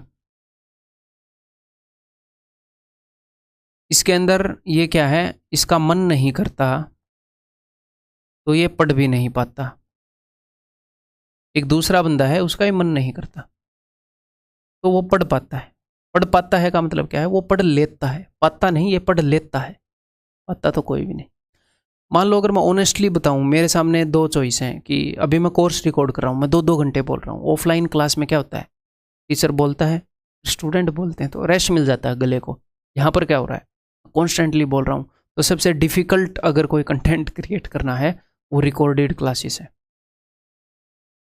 बट वो आपके लिए इफेक्टिव भी ज़्यादा है क्योंकि आपका टाइम वेस्ट नहीं होता, तो इसलिए मैं ऐसे क्रिएट करता हूँ। अगर मेरे सामने ऑप्शन है कि मैं कोर्स को रिकॉर्ड करूँ या फिर एक 3 घंटे की मूवी देखूँ, 2 घंटे बोलने के बजाय 2 घंटे की वेब सीरीज़ देखूँ, तो मेरे लिए ईजी कौन सा? मेरे लिए वो ईजी है, there is no doubt about that. But अपने अंदर कैपेबिलिटी है कि हम ये काम कर सकते हैं, उसको ड्रॉप करके ये काम करेंगे, तभी तो हमें कुछ मिलेगा ना। कुछ कॉस्ट देंगे तो कोई चीज़ मिलेगी। ऐसे ही मन नहीं करता। अब हाँ, अब आप बोलोगे सर क्या ऐसा होता है क्या पढ़ने का मन ही नहीं करता? ऐसा नहीं होता। मान लो ये भी 4 घंटे पढ़ा, ऐसे तो मन भी करता है अगर इंटरेस्टिंग चीज़ें हो तो, ऐसी बात नहीं है। ये भी 4 आवर्स पढ़ा, बट कभी तो किसी काम को छोड़ने का दिल करेगा ही कि यार 4-5 घंटे हो गए, 2-3 घंटे हो गए यार, नहीं। उसके बाद की मैं बात कर रहा हूँ। अब इसका पढ़ने का मन नहीं कर रहा, इसका ही पढ़ने का मन नहीं कर रहा, ये फिर भी पढ़ लेता है। क्यों? क्योंकि ज़रूरी है, इसको तो जॉब चाहिए, ये कुछ भी कीमत देने के लिए तैयार है, उसके लिए पढ़ सकता है। तो मुझे एक बात बताओ, इसके अंदर क्या कैपेबिलिटी है? ये कैपेबिलिटी तो सब में ही होती है कि मन नहीं कर रहा तो छोड़ दो, मन कर रहा है तो पढ़ लो। क्या इसको जॉब मिलेगी? नहीं मिलेगी। ज़्यादा पढ़ने का किसका दिल करता है जी? कोई भी काम ऐसा हो जिसके अंदर एफर्ट लगता है, दिमाग लग रहा है, तो एफर्ट लग रहा है, किसी का भी नहीं करता। क्या आप कीमत देने के लिए तैयार हो? क्या आप बैठने के लिए तैयार हो? ठीक है, वो एक्चुअल कीमत है। तो वो देने के लिए तैयार हो तो आपको चीज़ भी मिलेगी, है ना? फ्री में नहीं मिलती चीज़ें। तो आगे से ये मत सोचना कि मैं इंटेलिजेंट हूँ, मैं इंटेलिजेंट नहीं हूँ, ये चीज़ें मेरे अंदर टैलेंट है, मेरे अंदर टैलेंट नहीं है, मेरी मैथ कमज़ोर है, मेरी इंग्लिश वीक है। ये देखना आपके अंदर ये स्किल है क्या नहीं। मन नहीं कर रहा फिर भी हम पढ़ लिए, बढ़िया सीटिंग दे दी, और ये काम अगर आपने 7 to 8 मंथ्स कर दिया, कोई माई का लाल नहीं जो आपको रोक लेगा। बस लोगों में ये हिम्मत नहीं है, लोगों में ये जज्बा नहीं, ये दम नहीं है। दम, दम चाहिए, दम। आप में है वो दम ये करने का? आप अपने सपने पूरा करना चाह रहे हैं, आपके पेरेंट्स की एक्सपेक्टेशन है कि बेटा कुछ करेगा, बेटी कुछ करेगी, तो आपके अंदर ये दम है कि मन ना करते हुए आप ये काम करके दिखा दें, वो सारे सपने पूरे हो जाएंगे। तो आगे से जब भी आपका दिल करे कि मैं पढ़ाई से उठूं, तो एक बार सोच लेना मैं कौन सा बंदा है। आज से अपने ऊपर एक टैग लगा लो कि मैं ऐसा बंदा हूँ। ये वाला तो मत ही लगाओ कि क्या मतलब, ये तो छोड़ी तो तैयारी कि मैं ऐसा बंदा हूँ। तो आगे से जब पढ़ने का मन ना करे फिर ये देखो, नहीं भाई मैं तो दूसरी कैटेगरी वाला बंदा हूँ, मैं तो एक सिलेक्टेड कैंडिडेट हूँ। अब मेरा मन नहीं कर रहा तो क्या मैं पढ़ना छोड़ सकता हूँ? नहीं छोड़ सकता। यही तो कैपेबिलिटी है अपने अंदर, यही तो कैपेबिलिटी लेके जाएगी आगे।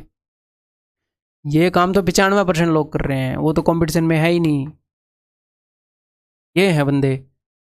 अब आप बोलोगे सर 5% तो जॉब नहीं लगती। हाँ, तो फिर इनमें कौन ज़्यादा पढ़ता है, कौन कम पढ़ता है, उसके ऊपर डिपेंड करता है।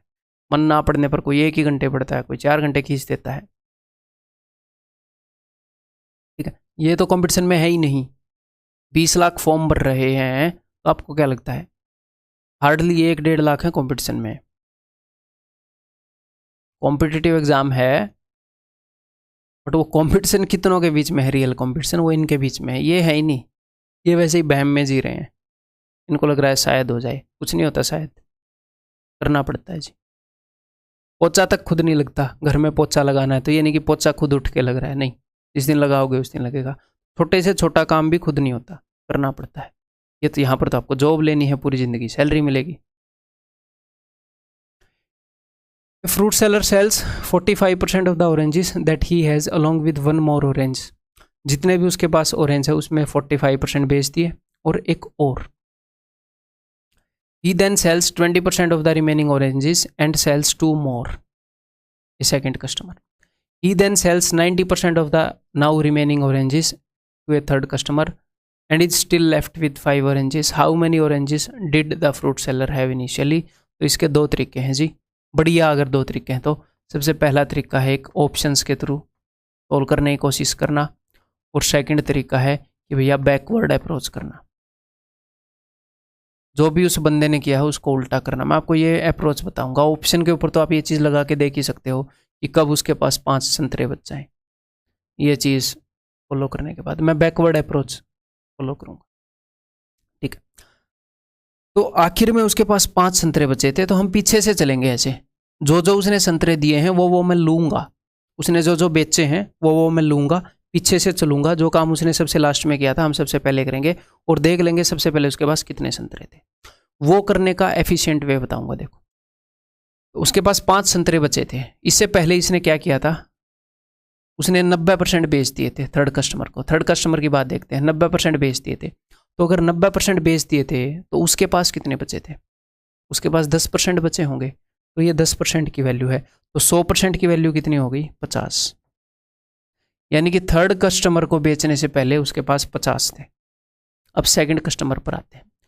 सेकंड कस्टमर को उसने पहले 20% बेचे और फिर 2 और बेचे। हम तो पीछे से चल रहे हैं, तो पहले तो इसको 2 संतरे दो, 52।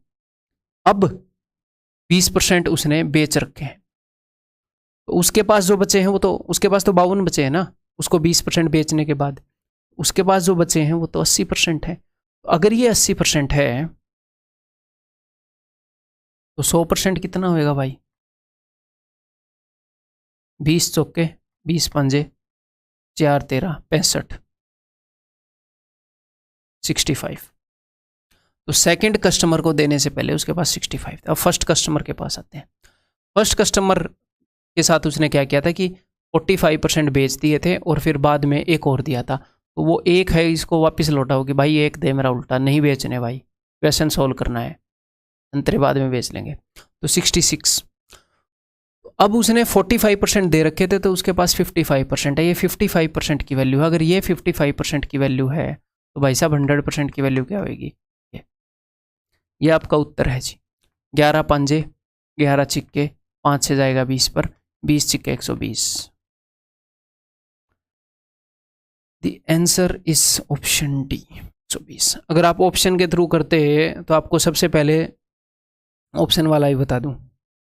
सबसे पहला ऑप्शन चेक करते 100, तो आप बोलते कि भैया 45% संतरे दे दिए, यानी कि 45 दे दिए और साथ में एक और दे दिया है, तो उसके पास कितने बच गए, उसके पास बच गए जी 46 दे दिए तो 54।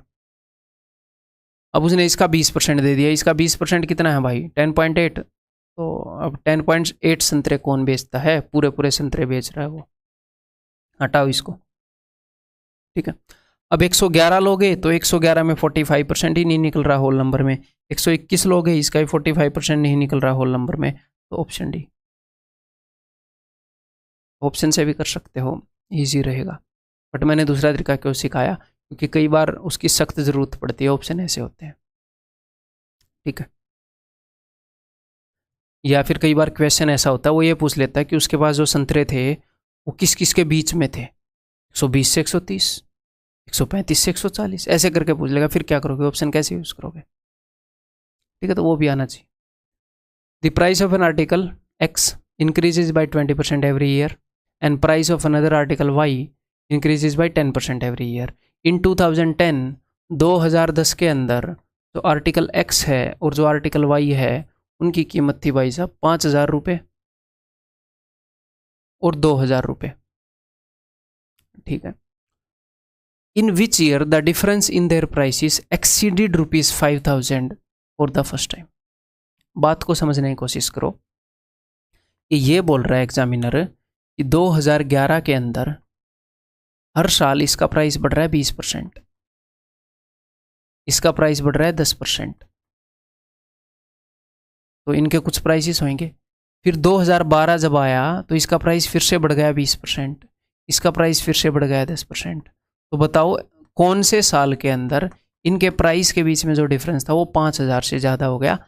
तो बिकॉज ये डिफरेंस पूछ रहे हैं तो हम सिर्फ डिफरेंस पर फोकस करेंगे, सिर्फ डिफरेंस पर। तो इन दोनों के बीच में फिलहाल कितने का अंतर है? फिलहाल इन दोनों के बीच में अंतर है 3,000 का। तो 2,000 का अंतर और क्रिएट करना है, 2,000 का अंतर और क्रिएट करना है। तो चलिए जी देखते हैं, काले रंग से क्रिएट करेंगे। जब ये 20% बढ़ेगा तो मैं सिर्फ इंटरेस्टेड हूं कि कितना बढ़ेगा। तो इसका 20% होता है 1,000, लेकिन मैं ये वैल्यू भी लिखूंगा जो बढ़ने के बाद आई है। मैं क्यों लिखूंगा जी ये वैल्यू? क्योंकि आगे जब ये 20% बढ़ेगा तो नई वैल्यू का बढ़ेगा, तो वो भी लिखनी पड़ेगी। जब ये 10% बढ़ेगा तो मैं सिर्फ इसमें इंटरेस्टेड हूं कि इसका 10% कितना है, 200, लेकिन नई वैल्यू भी लिखूंगा कि भाई कितनी हो गई, 2,200।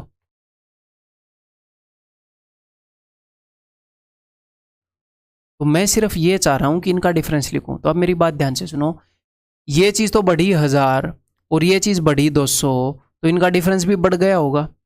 तो 200 तो ये भी बढ़ी है भाई, 200 ये भी बढ़ी है, बट ये 200 के बाद 800 एक्स्ट्रा बढ़ गई, तो डिफरेंस 800 का और क्रिएट हो गया, 800 का डिफरेंस और हो गया। वो पहले ही 3,000 आगे था, ये 200 किलोमीटर चला, वो 1,000 किलोमीटर चला, तो 800 किलोमीटर और आगे हो गया, ज़्यादा चल दिया ना इससे। ठीक है, मुझे ओवरऑल कितने का डिफरेंस चाहिए? 3,000 के अलावा मुझे 2,000 का चाहिए। तो बात बनी? नहीं बनी। अगले साल चलते हैं। अगले साल ये बढ़ गया भाई 20%, यानी कि 1,200, तो ये नई वैल्यू हो गई 7,200। ये बढ़ गया 10%, कितना? 2,200 का 10% कितना है? 220। तो नई वैल्यू कितनी हो गई? 2,420। ठीक है, तो फिर से कितने का डिफरेंस क्रिएट हो गया? अब यहाँ पर डिफरेंस क्रिएट हो गया, 1,200 में से 220 गए, 1,200 में से 200 गए, 1,980। ठीक है, तो डिफरेंस आप देख रहे हो बढ़ रहा है, 800, 980, वो बढ़ेगा क्योंकि ये वैल्यू ज़्यादा बढ़ रही है। अगले साल जो डिफरेंस आएगा वो एटलीस्ट 980 प्लस तो होएगा, ये आपको पता है। अभी भी ये तो 2,000 नहीं हुआ है, बट इतनी तो गारंटी है ना कि अगले साल हो जाएगा। भैया ये 1,000 के करीब करीब की वैल्यू है, तो 3,000 के करीब करीब डिफरेंस बढ़ जाएगा। तो मुझे तो 2,000 ही चाहिए था, तो अगले साल पक्का बात बन जाएगी। इस साल नहीं बनी, 2012 में नहीं बनी, 2013 में बन जाएगी। खत्म। सर खुद से तो बना के नहीं लाए हो? नहीं, CDS का 2020 का पेपर 1 का क्वेश्चन है, और खुद से बनाऊंगा तो रिलेवेंट ही बनाऊंगा, टेंशन मत लो। खुद से भी मैं बनाता हूँ क्वेश्चन, बट वो फिर रिलेवेंट ही बनाता हूँ। ठीक है, ठीक है जी, समझ में आ गई बात? मैं आपको टॉप रैंक के लिए प्रिपेयर कर रहा हूँ, और अगर आप ये बोलो कि मुझे तो एक घिसी पिटी जॉब चाहिए, टॉप रैंक मुझे नहीं चाहिए, तो भी टॉप रैंक के लिए प्रिपेयर करना पड़ेगा, ऑप्शन नहीं है। मान लो 100 मीटर की रेस है, आप ये बोलो मुझे तो थर्ड ही आना है, तो ऐसे बैलेंस मार के थर्ड आ सकते हो? नहीं आ सकते। मंदा भागोगे तो वो लास्ट आओगे, तेज़ भागोगे तो फर्स्ट आ जाओगे। तो करना क्या है? थर्ड नहीं आ सकते भाई। 100 मीटर की रेस में प्लान करके पूरा ही जोर लगाना पड़ेगा। तो SSC में प्लान करके जॉब नहीं ले सकते कि जस्ट पास होना है ना, पूरा जोर लगाना पड़ेगा। तैयारी सबको अगर सिलेक्शन लेना है तो रैंक 1 की करनी पड़ेगी। If the income tax is increased by 19%, the net income is reduced by 1%, the rate of income tax is। तो सबसे पहले इसका कंसेप्ट समझ लेते हैं, मामला क्या है। तो एक तो होती है टोटल इनकम। टोटल इनकम का मतलब क्या है? टोटल इनकम का मतलब है, मान लो आपकी कमाई है 20 लाख रुपए, ठीक है, खुश मत हो ज़्यादा, मानना है सिर्फ, ठीक है। मान लो आपकी टोटल कमाई है 20 लाख रुपए। अब इसमें से गवर्नमेंट जो है वो तो बैठी रहती है कि दो मुझे, वो तो टैक्स मांगेगी। तो गवर्नमेंट ने आपसे टैक्स मांगा, और जो टैक्स है गवर्नमेंट का वो है 10%। भैया 10% दे देना। तो टैक्स कितना है? टैक्स 2 लाख। फिर जो आपकी इनकम बचती है वो है नेट इनकम, यानी कि ये आपकी नेट इनकम है, इतनी ही आपके पास बचती है, बाकी तो टैक्स वैक्स में कट गई 18 लाख। लेकिन जब कोई आपसे पूछता है कि भैया कितना कमा रहे हो, आप 20 लाख कमा रहे हो, वो कमाने के बाद गवर्नमेंट लेके जा रही है ना टैक्स में से, तो net income this is total income. तो हिंदी में अगर लिखे तो दिस इज कुल आय, कुल इतना कमा रहा हूँ, दैट इज आयकर, यानी कि आय के ऊपर जो कर लगता है, इनकम के ऊपर जो टैक्स लगता है, एंड दिस इज शुद्ध इनकम, शुद्ध आय, इतनी मेरे पास बच जाती है। ठीक, ये सिंपल सी बात है, समझ में आ गई बात? Are you getting me? अब होता क्या है इन क्वेश्चंस के अंदर, ये होता है कि income tax is increase by 90%। तो मान लो टैक्स 19% बढ़ा दिया, टैक्स 19% बढ़ा दिया, तो क्या होएगा, टैक्स थोड़ा सा बढ़ जाएगा, टैक्स थोड़ा सा बढ़ जाएगा भैया, जितना भी है उससे थोड़ा सा और बढ़ जाएगा, और एग्जैक्टली उतनी ही कमी इस इनकम के अंदर आ जाएगी। मान लो आपने कमाई इतनी ही, टोटल इनकम आपकी 20 लाख की है, ठीक है, गवर्नमेंट ने टैक्स बढ़ा दिया, तो क्या होगा, टैक्स बढ़ जाएगा तो भाई साहब इनकम कम हो जाएगी, और तो क्या है, ज़्यादा रुपए टैक्स में देने पड़ जाएंगे। तो मान लो आपको 2000 रुपये टैक्स में ज़्यादा देने पड़ गए, तो फिर इनकम से 2000 कम हो जाएंगे, नेट इनकम से टैक्स ज़्यादा देना पड़ गया। तो यहाँ पर टैक्स जितना बढ़ता है ना, इनकम उतनी कम हो जाती है, हमारी नेट इनकम उतनी कम हो जाती है। तो वो ये बोल रहे हैं कि जब टैक्स 19% बढ़ा, तो जो इनकम है वो 1% कम हो गई। तो मैं आपको बोल रहा हूँ क्यों कम हो गई वो, क्योंकि टैक्स के अंदर ज़्यादा रुपए देने पड़ गए, तो भैया नेट इनकम में से निकाल के वो रुपए टैक्स में शामिल हो गए। ठीक है, तो 19% ऑफ टैक्स, बिकॉज वो अमाउंट तो सेम है ना, टैक्स जितना बढ़ेगा इनकम उतनी कम हो जाएगी। टैक्स 5000 रुपये बढ़ गया तो इनकम 5000 कम होगी। मान लो गवर्नमेंट ने टैक्स बढ़ा दिया और टैक्स आपको देना पड़ गया 3 लाख, तो इनकम हो गई 17 लाख। ये 1 लाख बढ़ गया टैक्स, तो ये 1 लाख कम हो जाएगी। ठीक है, तो हम क्या करेंगे कि भैया ये टैक्स मुझे पता नहीं कितना था, लेकिन इसके 19% बढ़ने के कारण ये जो नेट इनकम है ये 1% कम हो गई। यानी कि 19% ऑफ टैक्स जो है, 19% टैक्स बढ़ने के कारण ये चीज 1% कम हो गई, तो this is 1% of net income. इसका 19% इसके 1% के बराबर है, तो टैक्स बटे में नेट इनकम का रेशियो मिल जाएगा। मैं आपको रटवा सकता हूं कि भैया 1/19 को 19/1 कर दो, मैं रटवाना नहीं चाहता। रटी हुई चीज़ें क्या होती है आप भूल जाते हो। 2 महीने के बाद इस क्वेश्चन को देखोगे, मान लो एग्जाम में आए, किसी मॉक टेस्ट में आए, कम देखने को मिलते हैं ऐसे क्वेश्चन, वो दिखे आपको पता ही नहीं होगा क्या करूँ क्या ना करूँ, तुक्के मारते फिरोगे। तो मैं आपको अंडरस्टैंडिंग देता हूँ, ठीक है, उसके स्टे होने के ज़्यादा चांसेस है। ठीक है, तो टैक्स और नेट इनकम का रेशियो मिल जाएगा, यानी कि टैक्स अगर 1 रुपया है, अदरवाइज डायरेक्टली आप इनको रिवर्स कर सकते हो, ये 19 बड़ा ये 1 घटा तो 19 और 1 लिख सकते हो कि अगर ये 19 रुपये है तो ये 1 रुपये है, इनका रेशियो यही है ना। तो टोटल इनकम कितनी थी, 20 रुपये है, तो टोटल आपने 20 रुपये कमाए और उसमें से 1 रुपया टैक्स में दे दिया, तो टैक्स की रेट कितनी है, 20 में से 1 रुपया टैक्स में दे रहे हैं, 5%। यही पूछत रहा आयकर की दर क्या है, रेट ऑफ इनकम टैक्स, कि टोटल कमाई में से कितना % हमने टैक्स में दे दिया। एग्जैक्टली सेम क्वेश्चन करिए जी।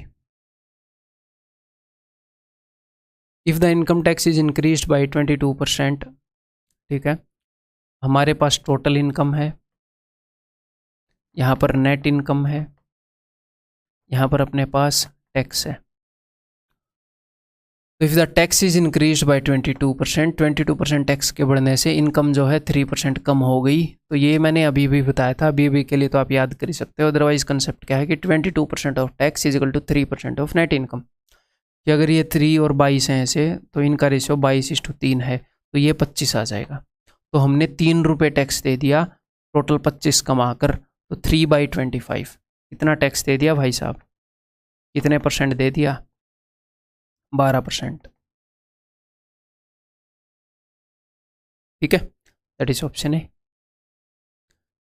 ये बताओ, बहुत ही आसान क्वेश्चन है। 405 sweets were distributed equally among children in such a way that the number of sweets received by each children is 20% of the total number of children। तो कुछ बच्चों में स्वीट्स बांटी गई, एक तो है अपने नंबर ऑफ चिल्ड्रन कि बच्चे कितने हैं, और एक है नंबर ऑफ स्वीट्स कि हर एक बच्चे को मिठाइयाँ कितनी दी गई। जब आप इनको गुणा करोगे तो क्या आ जाएगा, नंबर ऑफ स्वीट्स पर चाइल्ड, तो ये आ जाएगा total number of sweets. Clear है? क्या एग्जाम में ऐसा लिखेंगे? नहीं, मैं जस्ट समझा रहा हूँ। तो टोटल जो मिठाइयाँ हैं वो 405 हैं। अब ये बोल रहा है कि जो बच्चे हैं और हर एक बच्चे को जो मिठाई दी गई, in such a way that the number of sweets received by children, हर एक बच्चे को जो मिठाई मिली वो 20% है। 20% का क्या मतलब होता है कि 1/5 है। किसका?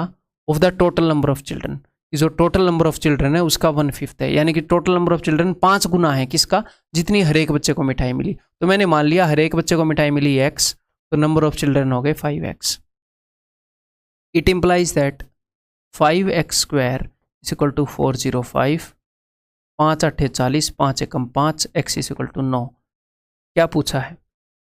How many sweets did each child received, हर एक बच्चे को नंबर ऑफ स्वीट्स रिसीव्ड कितनी है? x, यानी कि 9। That is option C. ठीक है, क्लियर है? ये बताओ, लास्ट क्वेश्चन है शायद, हाँ लास्ट क्वेश्चन है। ये बताओ, टेंशन मत लो, दिल छोटा मत करो, आखिरी है। इन ए मैटरनिटी सेंटर, यानी कि जहाँ पर बच्चे पैदा होते हैं, maternity centre, 5% of all the child birth cases result in twins. जितने भी चाइल्ड बर्थ के केसेस हैं उनमें से 5% में ट्विंस पैदा होते हैं। मान लो 100 केसेस हैं, 100 बर्थ हुए, उनमें से 95 तो सिंगल बच्चे पैदा हो रहे हैं और 5 ट्विंस पैदा हो रहे हैं। यानी कि 5 केसेस में, 100 केसेस हैं, 95 केसेस में सिंगल बच्चे, 5 केसेस में ट्विन। तो जब 95 केसेस में सिंगल बच्चे पैदा होंगे तो कितने बच्चे पैदा हुए? 95। और इन 5 केसेस में जब ट्विंस पैदा हुए तो कितने बच्चे पैदा हुए? 10। टोटल 100 केसेस हुए तो 95 में सिंगल बच्चे पैदा हुए और 5% में ट्विंस पैदा हुए। तो ट्विन का मतलब जुड़वा होता है, तो 10 बच्चे पैदा हुए। तो टोटल कितने बच्चे हो गए वहाँ पर उस कमरे में? 105 बच्चे हो गए। What is the approximate percentage of twins out of total children? तो जो ट्विंस हैं उनकी टोटल चिल्ड्रन में कितनी परसेंट है? तो ट्विंस कितने हैं? 10 हैं। दोनों भाई बहनों को ट्विंस बोलोगे ना, जो इकट्ठे पैदा हुए हैं, कि क्या तुम दोनों ट्विन हैं? वो दोनों ट्विन होते हैं ना। तो टोटल 10 ट्विन हैं और टोटल बच्चे कितने हैं? 105। तो 10 इज व्हाट परसेंट ऑफ 105? यहाँ पर अप्रोक्सीमेट करेंगे तो देखो, अप्रोक्सीमेट आप ऐसे भी कर सकते हो। एक तो कि अगर 105 की जगह 100 होएगा तो 10 की जगह 10 से थोड़ा सा छोटा होएगा, 10 से छोटा, और परसेंटेज 100 में से होती है। तो 100, अगर 100 में से जन्म देखेंगे, 105 में से 10 हुए तो 100 में से 10 से कम होंगे। अब इतने कम भी नहीं होंगे कि 5 और 7.6 हो जाए, थोड़े से ही कम होंगे, क्योंकि 105 को थोड़ा ही कम किया है। Answer is option C. या तो ऐसे अप्रोक्सीमेट करोगे या फिर क्या करोगे, इंटू 100 कर दो भाई, वैसे कर लो, कोई दिक्कत नहीं उसमें। ठीक है, तो दैट्स ऑल इस वीडियो लेक्चर के अंदर। जल्द ही अगले वीडियो लेक्चर में मिलते हैं, जहाँ पर बाकी जो रिमेनिंग मिसलेनियस क्वेश्चंस हैं वो करेंगे। बढ़िया बढ़िया।